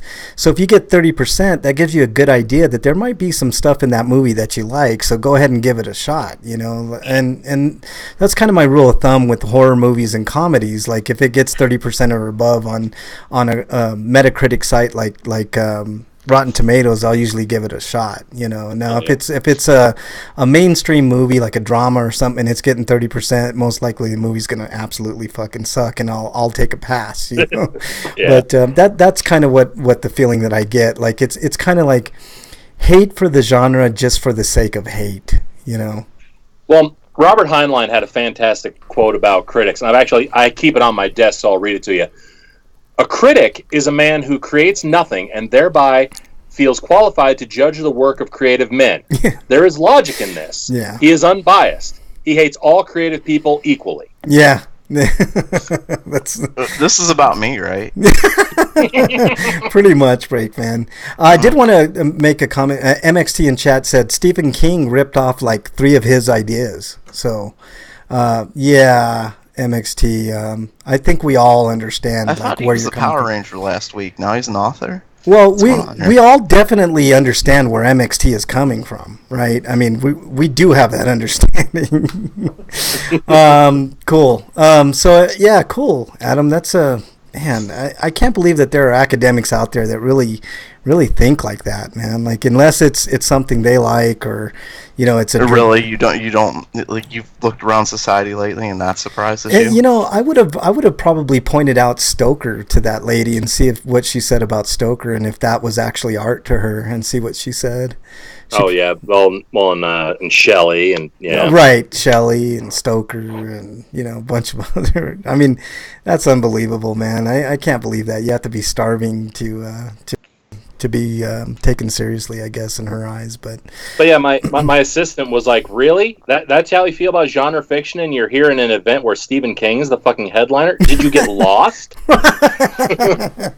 That's awesome, man. Maybe she'll take it to her class, and people will actually look at your work and think otherwise, Adam. I guess that's the only hope that you got with that chick, anyways, man. Well, I can hope. I mean, that's just it. Yeah. All right. You got to hope there's some free thinkers in there. Because here's the thing. Yeah. And my assistant wanted to go yell at her, and I said, no, don't worry about it. Because here's the thing about that academic setting. If those students are willing to let a teacher break them down and tell them what to write, then the publishing industry is going to break them down even harder. Right. That's a whole different process, like that's a hellacious process. I didn't even think about that. That's actually a good point, Adam. So yeah, I guess in a way she's doing the genre a service if you think about it, If you can take that, then that prepares you for the next step. I guess I don't know. As you said, if you want to write, if it's in your heart, if your genre is your passion, nothing's going to stop you. Right. Right. Not even a bitch like that. So. Right. So all you Twilight fan fictioners out there, keep at it, because one day you'll be the next 50 Shades of Grey. Yeah. So there you go. All right. You pretend to hate Twilight, but you mention it an awful lot. How dare you? How dare you break me? I just have a girlfriend that, for some reason, likes that series. Frank is actually the ghostwriter, isn't he? How dare you? You're exiled, you son of a bitch. Exiled. He has a secret account on whatever website writing fanfic about Twilight. Breakman, you're exiled as well. You are a son of a bitch number 2. Just because you've written like 50 stories isn't my fault. Like, you don't exile me for that. How dare you? How dare you expose my non fan fictiony ways, Breakman? I remember reading a bunch of awful Mega Man X fiction. Bernie is exiled. Son of a bitch. There's 3 son of a bitches in here today. No, Mega Man X is sacred. No. Oh, man. I hate you all, man. I did one that was actually pretty good, but like the other 2 weren't so good. Wait a minute. I see what Bernie said. Sorry. Did you just say Twilight was good, Eric? No. Talking about Mega Man X. Oh, phew. Man, I was going to have to exile you 2 again. All right. Who did I leave off with? We got Eric. Breakman. Did we do yours? No, I've got 2 stinkos. Okay. Go ahead. I thought we were moving on to Sweetos. Sorry. No, we still got mine and Breakman. We're still on stinkos. One goes to the death of legendary comic actor Tim Conway. Tim Conway was great. If he was up anybody's liked him or whatever, because he's an older guy. It was a long time ago, like the Carol Burnett show and such like that. He was great on the Carol Burnett show. Tim Conway, I remember. Yeah, I'm older than Methuselah. You forget, Breakman. It's true. Wyland says, I don't know about everybody else though, but so us old guys Def Tim Conway's sad day. Yeah. It's sad day when one of the funny lights goes out. Yeah. So that's one, and this is one I don't know if you guys might find to be a high escapade or not, but this is a stinko. So Sunday morning, about 6 o'clock, I was rudely awakened. To the fact that my dog decided she met somebody new in her life. Okay. A new friend, I guess. I hope we'll never see again. A squirrel? No. You want to keep guessing? A mouse. No. A little larger. A cat. No, about the same size. Raccoon. No, smallerish. You're not thinking stinky enough. Yes, you're not thinking stinky enough. Oh, skunk. Correct. Yes, my dog learned what a skunk was. Oh boy, what happened, Breakman? Give us the skinny. She met a skunk, she got sprayed in the face, and it was a horrible day for all of us. Did you have to do the whole tomato? No, it's peroxide, baking soda, and dish soap. Did it work? Not really. I took her to PetSmart to have her groomed, and they did that too, and it helped. But every time she gets wet or there's every once in a while, it's like, oh my god, I smell it. Tomato juice, dude. Tomato juice will take care of that. Yeah, I know it sounds gross, but you give her a tomato juice bath and regular shampoo, and that should help quite a bit. The groomers, the stuff they gave her, they said as long as we keep her dry, and it seems to be working for the most part. As long as she's dry, she doesn't smell. But if it's raining or something like that, it's like fuck. Leave it to Breakman to bring an actual literal stinko to the segment Stinko of the Week, man. That's pretty awesome, man. Oh man, that's funny. Wyland in chat says, check the hieroglyphics in the pyramids. I bet Twilight is on the wall. How dare you, Wyland? Damn it, Wyland. How do you have to ruin hieroglyphics for me now, man? Jesus Christ. Now that's all I'm going to see. All right, my stink of the week real quickly. I don't understand all the Game of Thrones hate, man. Like, without giving away spoilers, like, they had to rush shit this season because they only had 6 episodes. So, I don't know. That's just my stinko of the week. Like the Game of Thrones haters out there on Twitter and the world. I thought it was a fine episode. I mean, I hate the way things are going, but that's just, I mean, welcome to the world of J.R.R. Martin, I guess, I mean, that's the best way I can put it, man. I mean, why is it like a shorter season? Like, this is one of the most popular shows in the world. I'm coming from the perspective of somebody who's never seen it. Okay, I'll give you the real reason. I don't understand why it's like this shortened season when to me it should be like this big. Like, I'm a Walking Dead fan. Look how AMC has milked The Walking Dead. Right. I'll tell you why, Breakman, and it has to do with money. I was talking to Bernie about this, actually. It's like Emilia Clarke, right, for instance. Like, once you get to a certain point as an actor or actress in a TV show, you kind of got the studios by the balls, because if you are a main character and you're super popular, there is no way that studio can replace you with a different actor or actress, right? It's almost impossible. It's been done before a couple of times successfully, but a show like Game of Thrones, if you were to take the main actor, I used Emilia Clarke, for instance, and take her out of the show, it would kind of ruin the momentum of that show, and people would complain, and it would be awful for ratings, et cetera, et cetera. So there's a lot more involved in like when there's negotiations at the table for characters in TV series. So, but something this popular, like there's a lot of money involved, like. Yeah, I understand. Is it just greedy executives not willing to share the profit? No.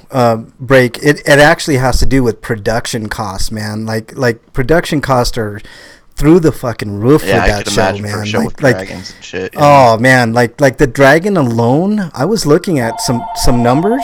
God damn it! Why do people got a call during this fucking hour, man? Oh, that's for me. I'm sorry. I wish that were true, man. Jesus Christ, I feel like I thought it was another telethon we were doing. Yeah, we're doing we're like Cheech and Chong. We're doing the weedathon, man. But anyways. When you look at the production cost, Breakman, and I saw some numbers, they keep it kind of close to the vest with most of their numbers, but like the dragon alone was taking up a big chunk of the production costs, notwithstanding actor salaries and stuff like that. And that's the thing about actors that kind of come full circle. Mm-hmm. You always want more money, and at this point in the process, those actors had all kinds of leverage. Like, you couldn't take Peter Dinklage out of his role because nobody else could fill that role as Tyrion. So, whatever he said, they were going to give. Same thing with Emilia Clarke. Same thing with, a bunch of these actors. And these are all actors that are in high demand right now. Right, and they're huge parts of the show, like Kit Harington. Like, I guarantee Kit Harington could have put a blank check, or they probably put a blank check in front of Kit Harington and said, put your number in here, because there's no way that they could have did this last season without those characters in particular. So it's all about budget, man, and their budget was fucking like, there's a reason there was only 6 episodes. Now, they kind of did a compromise this season. They did longer episodes. Like, there's only 6 episodes, but they were like a minimum of like an hour and 15 minutes long. So that was the compromise. This season was going to be the last because they couldn't afford it going further.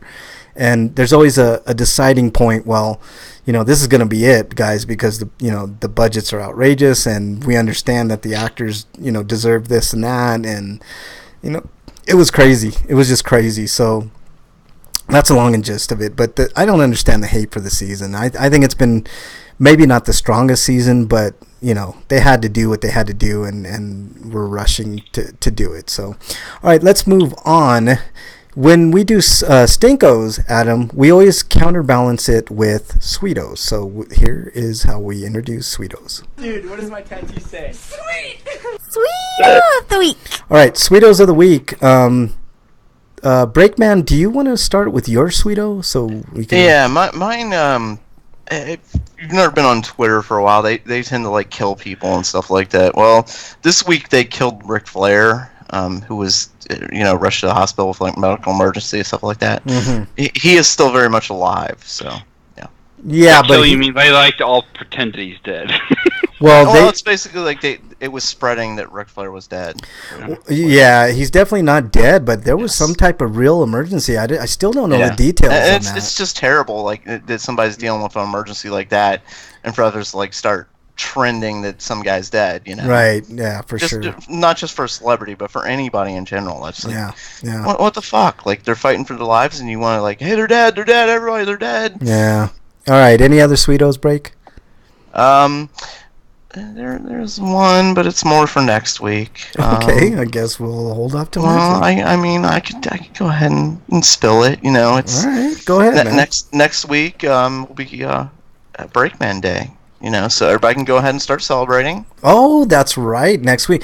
I'm like on hard times right now, Breakman. So I'm not sending you anything your way this time. But we'll have to do something special next week. I'll have to think about that, Break. So yeah. No. All you have to do is celebrate. Like you don't have to send me anything. Like I'm a grown man. Like I don't expect gifts. I don't want gifts. Like I buy my own things. Like it's a pride thing. Like I like being able to purchase my own things. Like work for them, earn them. But so it's a day of celebration for everybody. Like get drunk, eat cake, party. Breakman, why you gotta do that to me, man? I already had in my mind like I was gonna buy a bunch of fake poops, put them in a bag, and send them to you, and now you ruined it, man. Well, you don't have to not do that. I mean, you mean I could do real ones? That would be cheaper. How did you go from I'm going to send you fake poop to I'll send you real poop? Like, what the hell just happened here? I don't know, man. That sounds like a natural progression to me. Yeah, I totally agree, man. Maybe. Wyland says, I'll be a combo breaker next weekend, so that's a definite Sweeto. Good luck, man. Wyland's a really good... Do you need some practice, somebody to beat up on? Oh, I would beat the shit out of Wyland. I think we've all established that on this show, man. Wyland, if you want to... There's no video evidence that he could kick my ass. Oh, there's evidence out there that I kicked Wyland's ass. Wyland knows. So if you need any pointers, Wyland, I'll be happy to help you out, man. What are you playing, MK11 or what's going on, man? Because I know all the fighting games and I'm the best at all of them. So I beat Sonic Fox at MK11. So if you want tips on how to beat Sonic Fox, I can definitely do that for you, Wyland. So yeah, that reminds me. Guilty Gear and Guilty Gear Accent Core XX are available on the Switch and PS4 now. Okay, right on, man. He said he's entered in MK11 and Killer Instincts. If you need any hints, Wyland, I will definitely help you out. If you need to make more comedy videos of you kicking my ass in Killer Instinct, there is that out there. I did see that. Some teabagging going on, stuff like that. So, all right, Adam, do you got the gist of this one? You want to give it a go? Can't really think of anything. Wow, nothing happened good in your life. I see how that works out, Adam. Just shit.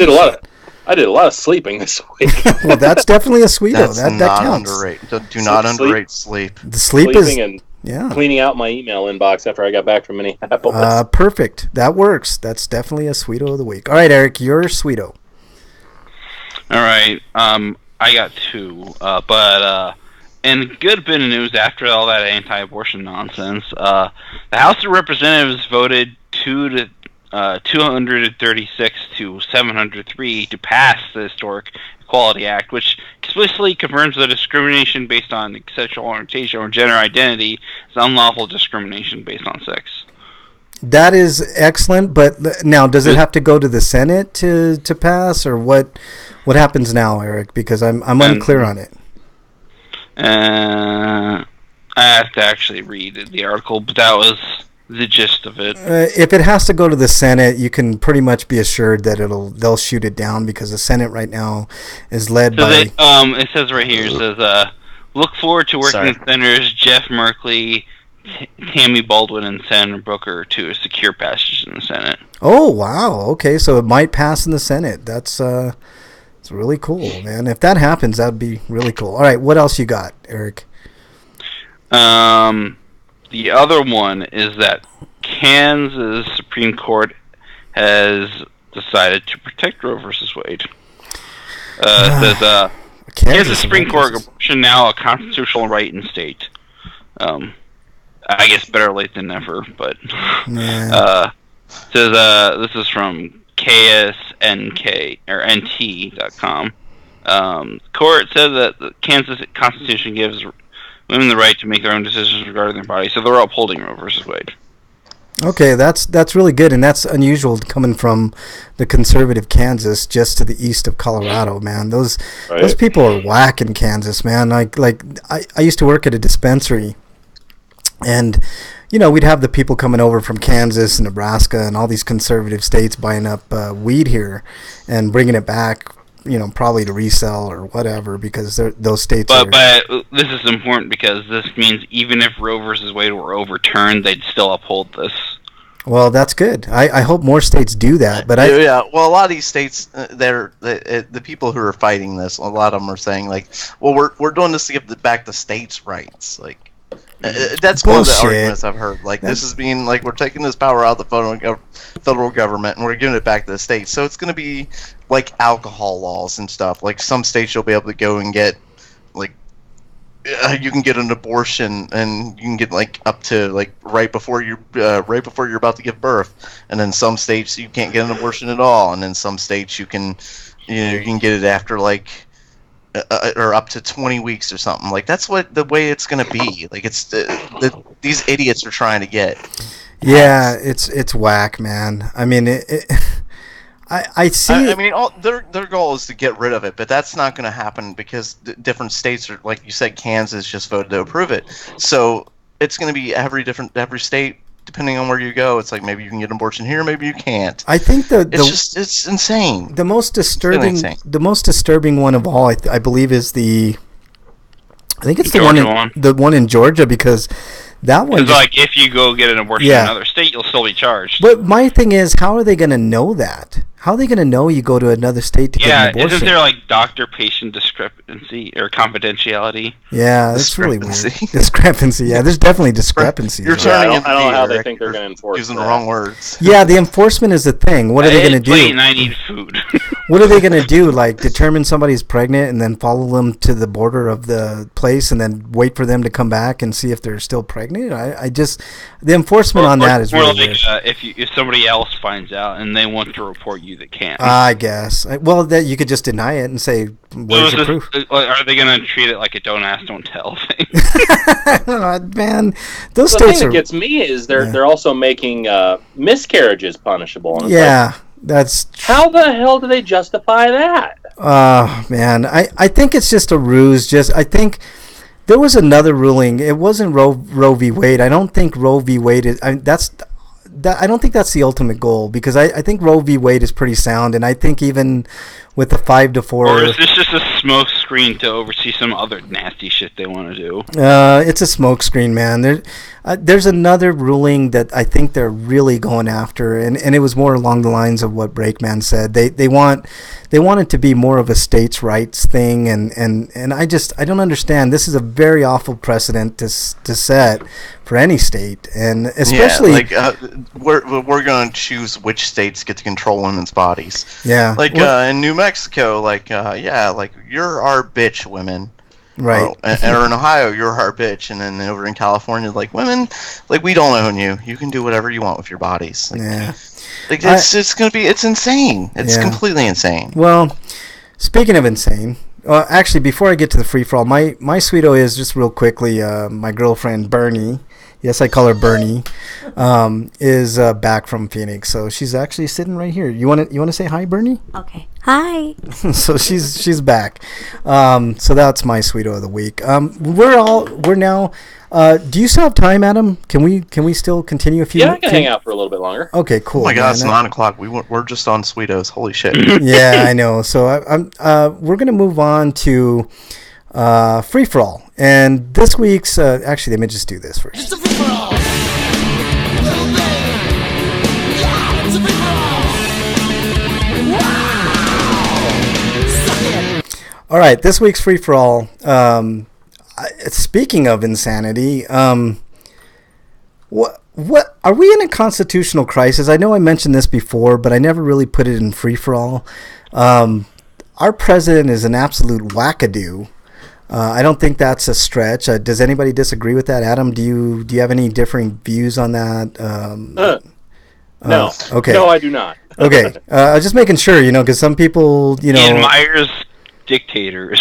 Yeah. I just want to say let's be clear. He's not insane. Like, he knows exactly what he's doing, because insane people can take medicine to cure what's wrong with them. There's no pill to cure what's wrong with him. I understand. He's just a piece of shit. Well said, Adam. I He's think a moronic piece of shit who cares about one thing, and that's money and power. Right. Well, Which he That's two fails things. at getting anyway. right. Yep. And I actually don't think he has power, because the latest I heard, he wasn't the one that was kind of the architect of this whole Iran thing with Iran, and John Bolton, who's another fucking wackadoo. I kind of disagree with you on him not having power, though, because of what's going on. We have valid proof of him doing anything he can to subvert the law. And Democrats have done really nothing to stop him at this point, and Republicans are fighting for him. So here's my thing. Wouldn't that just be an illusion of power then? So yeah, it is an illusion of power. Has there been any? But he's still in office, is what I'm saying. Like, he's still passing his stupid shit, his executive orders, and he's still trying to make his fucking stupid laws. But in reality, Breakman, has any wall that, as far as like what he envisions, has any of that wall been built yet? No, but he did get money for it recently. Money for like how many feet? Like 100 feet of wall? Like it was ridiculous. 100 unnecessary feet of wall. I agree. Like, I totally agree. Knowing Trump, though, he won't even use it for the wall. He'll just pocket it. What were you saying, Adam? I'm sorry. I think it's hilarious that every time he gets any part of the wall up, Mexicans steal it. They're stealing pieces of it and putting it on their houses. Why not? Fuck it. I mean, shit. Sell on eBay. Yeah. That's something you won't hear on Fox News. Yeah, exactly. Only on RPGrinders we hear shit like that. But, okay. My question is this, though. More specifically, with all the people that are defying subpoenas, like in my mind, like right now, as far as I understand the Constitution, and I have read it a time or two, taken a few courses, et cetera, et cetera. My understanding of the Constitution is right now, as it stands, I truly believe that Steven Mnuchin in particular should be in jail. Like, there should be no question about it. You defy that subpoena for the tax returns. Whether or not they find anything is debatable. I happen to think that they're going to find some things that might be questionable in his tax returns. Maybe I'm wrong. But he does have a lot of rich lawyers who've been able to, cover for a lot of his shit. So that's what I'm saying. That's what I'm saying. I mean, he's already admitted that he's deflated assets and inflated, I know, and his vocal admissions, like, these should be able, those alone should be. Oh my God, I'm sorry. Yeah, right. It's frustrated. So my thing is this: the fact that a person that should be in jail, Steven Mnuchin, for not giving up those tax returns, which I think is absolutely ridiculous. I think it's very, very clear in the law, where it was a 1924 law, I believe, that says you shall provide, the Secretary of Treasury shall provide. There was no leeway. There was no gray area. It's you either do it or you're going to be in trouble. The Sergeant at Arms is going to be at your door arresting your ass, and that's what I think should happen. Why does not Congress say, look, we understand that you think you have a right to that, but we're going to put you in jail until you decide to do the right thing. So that's my question to you guys. Are we in a constitutional crisis? Some people can make the argument we've been in a constitutional crisis for 50 years. I've heard that argument, and I might agree with that. I agree with a lot of that, actually. But I mean, like the government, both parties right now, the Republicans are definitely the worst offenders under Trump, especially, have done anything they can to try and subvert any rule they can that they thought would benefit their party. Yeah. And but now we've got a guy who's doing everything he can to subvert any rule he thinks he can benefit himself. Right. So that's my question. He's 100% in there for himself. He doesn't care about this country one damn bit. Right. So that's my question. Are we actually in a constitutional crisis for sure that we can all pretty much verify about what's going on in front of our eyes? I'll start with you, Adam. What do you think? Oh, absolutely. I think we are. Yeah. I think it's to the point where if we're hoping that the courts rule everything in favor of the citizens of this country and not for the orange orangutan in office, like it's. I mean, are we really hoping that Hey, now, I just gotta say, like, I've seen some good movies with Clint Eastwood and orangutans, and Cannonball Run 2 is one of my favorite movies. Yes, you're right. Sorry to all the orangutans out there that have been hurt by, have hurt feelings by my comments, but I mean, honestly, I honestly don't think Trump is the problem. I don't. I think he's a symptom of the problem. We had Bush. I a lot of that. Yeah, Bush was another example, and Clinton was not much better. He got us into wars, and Obama wasn't much better. We went from two wars to 7 wars. You guys have heard me on this show, say that. So I think and both me and you, we former hosts, like, we argued about like the executive orders, and I said at the time, like, that Obama's doing more executive orders before the guy before him. The guy after him is going to do the same damn thing. Like, right. These guys keep ratcheting up, and they keep ratcheting up, and now you got this power-hungry dumbass in charge, right? Who's got the money to pay smart people, smart lawyers, basically, to can find any loopholes they can in the laws. Okay, so I guess my final question to everybody, and I'll start with you, Eric. What's the end game of all this? Is our republic in trouble? Are we? I mean, you obviously. I think we're already in trouble. Yeah, I think a lot of the problem is we don't have. Well, for instance, what's going on in Ohio? We have an idiot who's running the state, and we don't get a say in the matter. There's nothing that we can do, and the people who are like, well, you can vote him out of office. What are we supposed to do in the 2 years or 4 years up until the point where he's running for office again? And I actually disagree. And I'm not using DeWine as an example because, as far as I know, he's not committed any actual crimes. Right. But when you've got people that commit crimes and stuff like that, and the only chance to get them out there is from voting, well, and I would actually argue that our votes don't even count in that respect either, Breakman, because in the 2016 primary, Bernie Sanders was kicking ass, and if you listen to what happened and you look at all the articles, the superdelegates decided who was the nominee. It really should have been Bernie Sanders.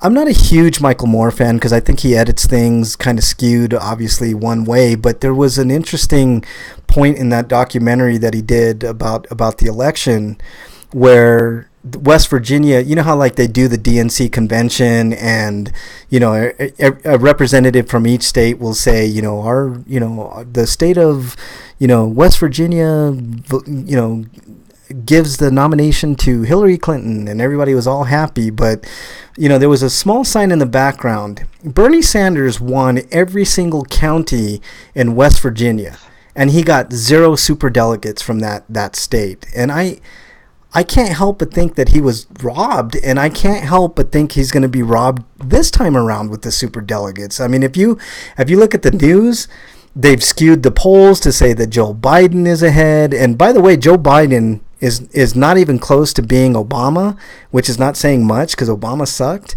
But he's a fucking neo-lib from hell. He's more of a centrist Republican than any of the other candidates.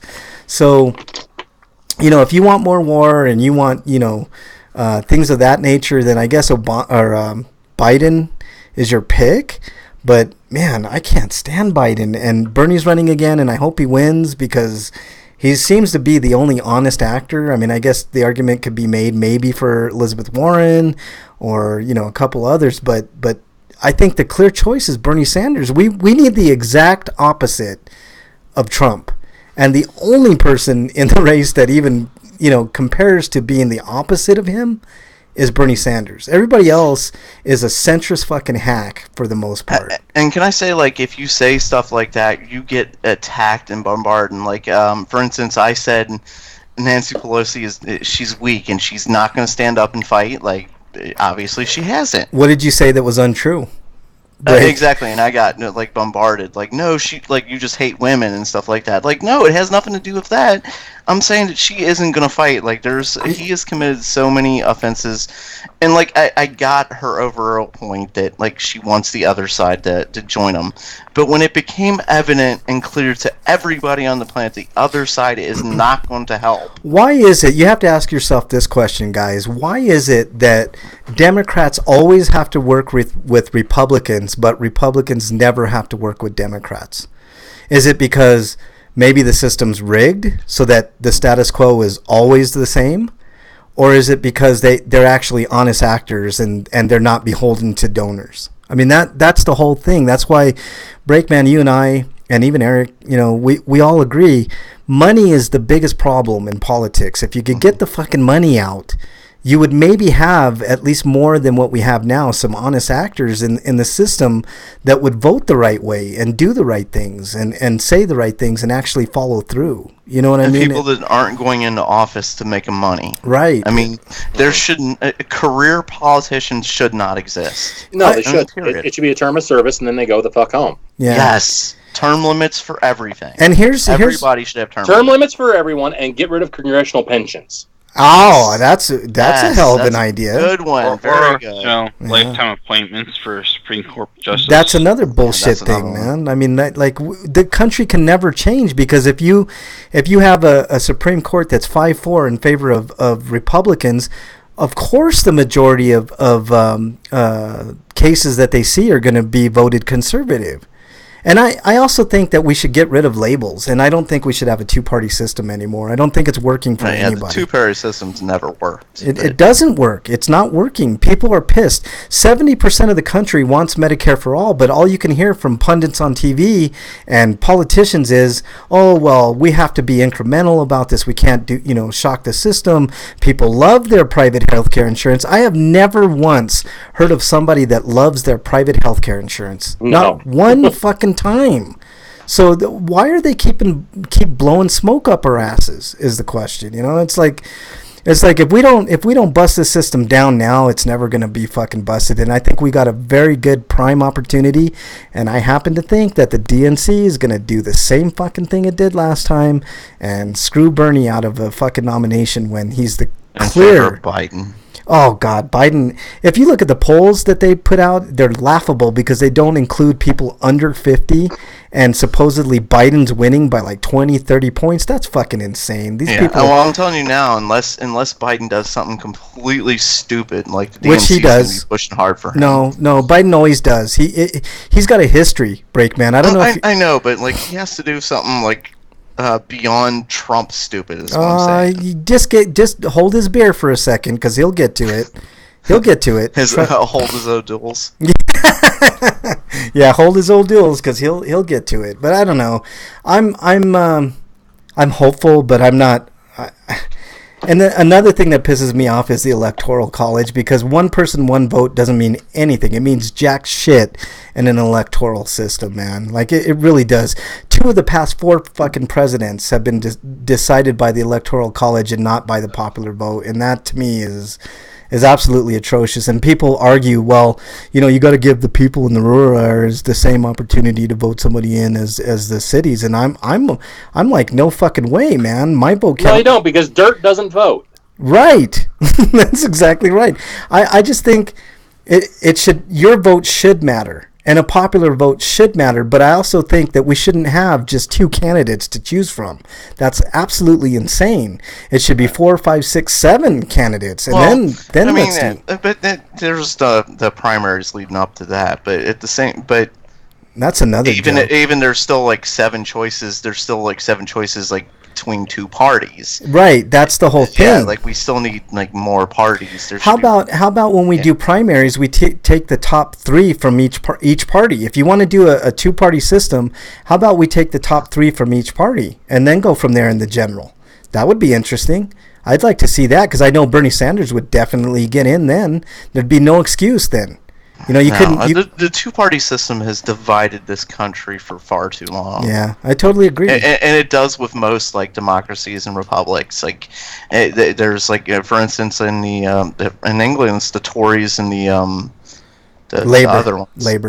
Labor Party. Like in Republicans, Democrats in America. Yeah. Like it's either you're a Republican or you're a Democrat. It's kind of cool in England though. They have it a little bit different, Breakman. They actually have more parties than 2. Like they have the Labor Party, they have the Tories. But those 2 parties still have the most power and most influence, just like Republicans and Democrats. Yeah, but at least there's a voice at the table. If you look now, there's no Green Party representative. There's no independent representative. Nope. I mean, it's just either you're a Democrat or Republican. Look at the bind that Bernie's in. And that also forces a lot of independents to choose, like, to have to join a party when they necessarily don't want to. Like, I mean, for instance, Bernie had to, like Bernie.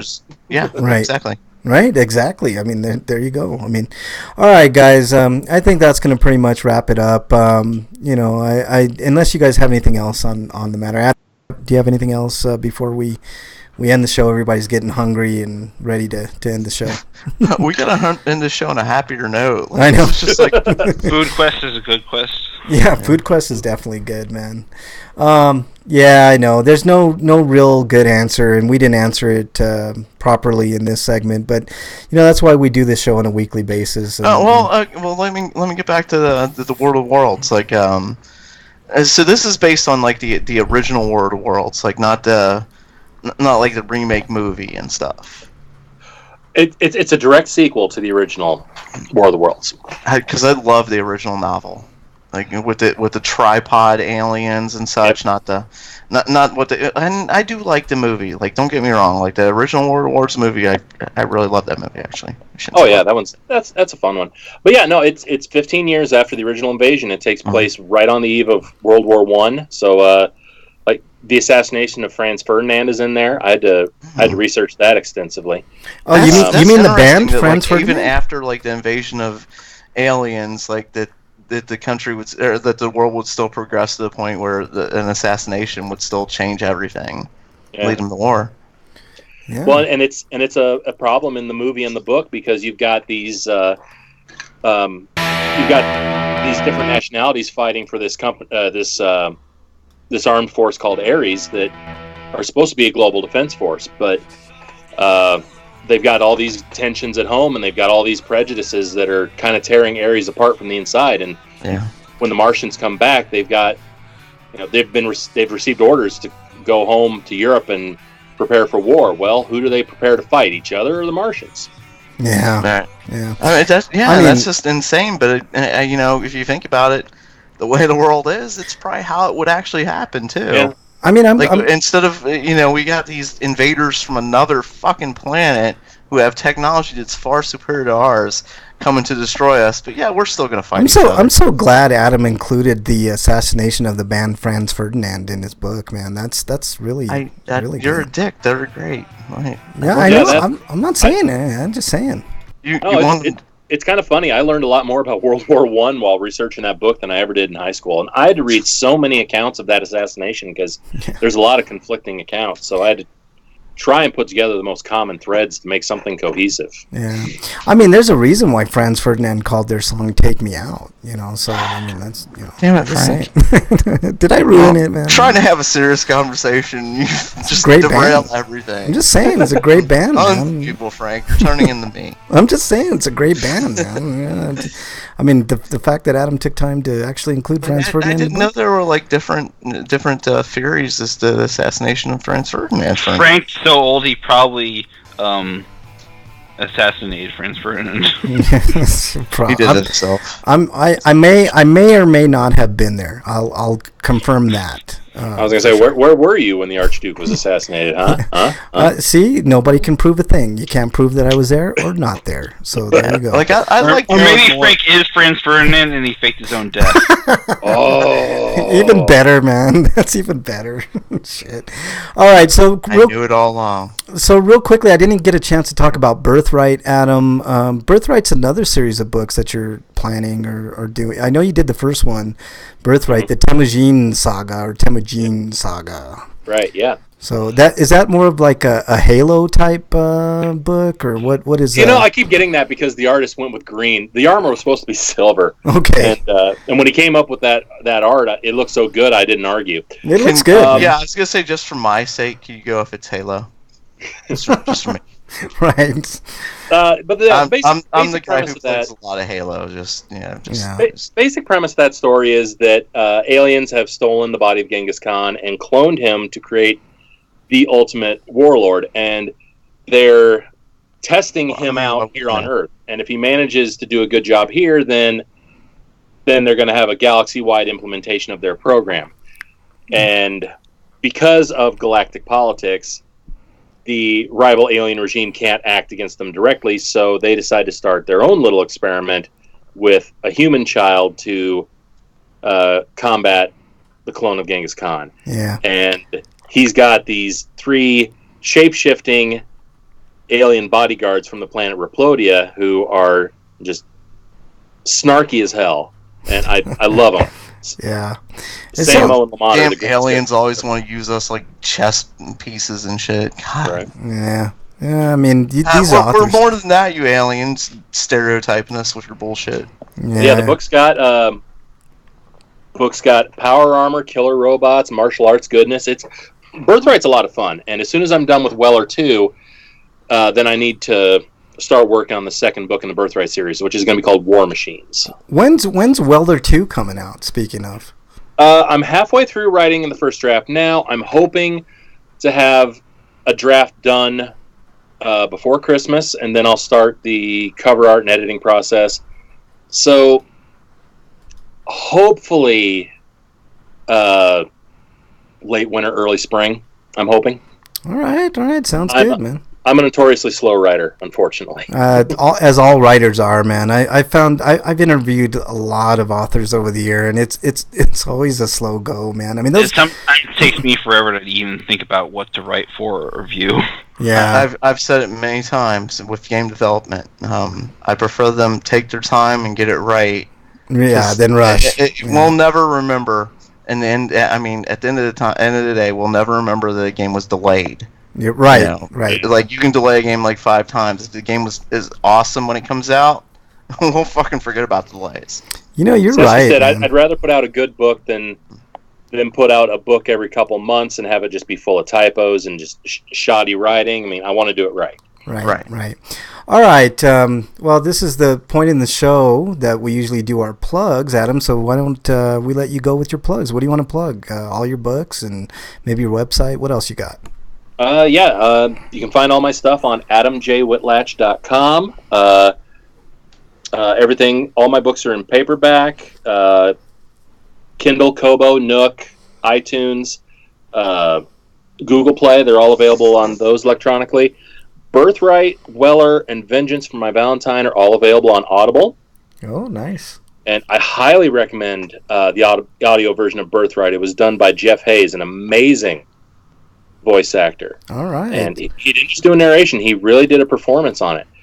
And this coming month here in June, I've got 2 convention appearances. I'll be at SoonerCon in Norman, Oklahoma, and then I'll be coming back home to Iowa for Planet Funk Con in Bettendorf, over in the Quad Cities. All right. Was George Clinton going to be there?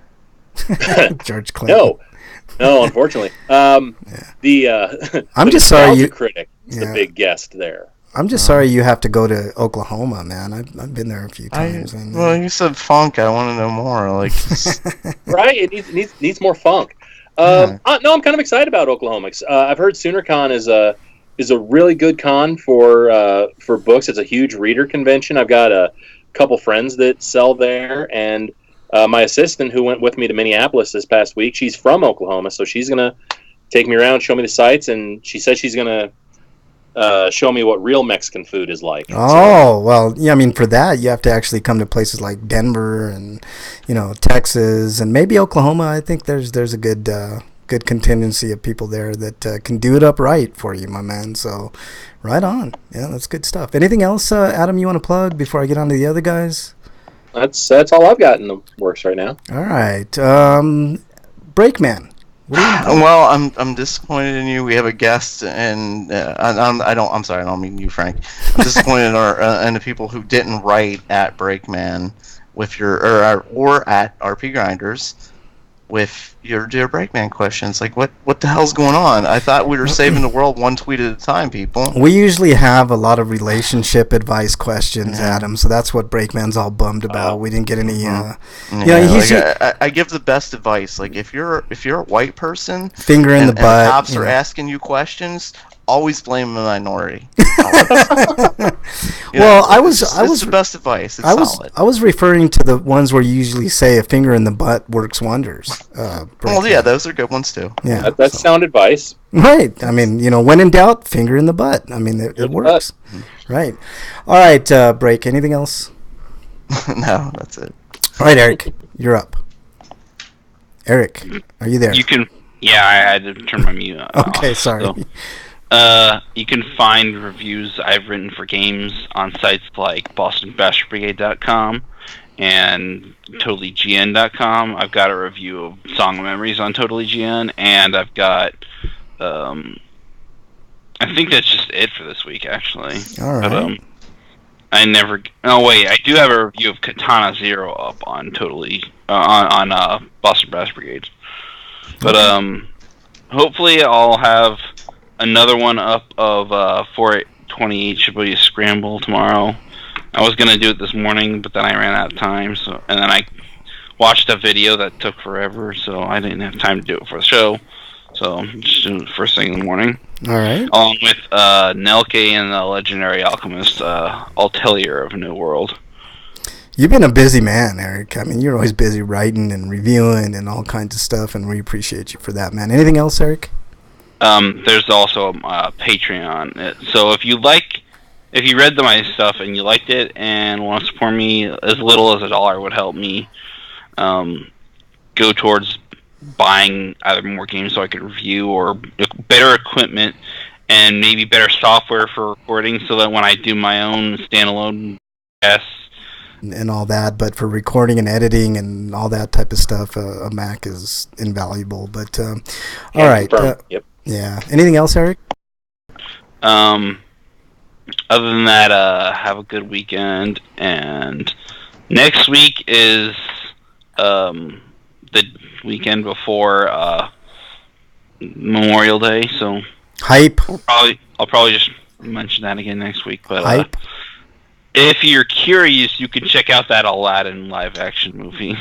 Yeah, there's other things like John Wick that I want to see before that, man. But I'll get to it eventually. I know everybody's giving hate to that movie, but I kind of want to see it. I want to see it too. But out of curiosity, just to see what's done to it. Yeah. Well, that's of the Disney movies, Aladdin's my favorite. Yeah, I like Will Smith, so I like Will Smith too. He gets a bad rap sometimes. All right, I want to thank all the chatters, Apex Pro community. Thanks so much for joining. Avocado Badado, I love that name. Commander Root, Electrical Longboard. Wyland was in chat. Slow Cool. Zane Kyber, I think is how he's pronounced it. Xana won't be back next week. Probably, man.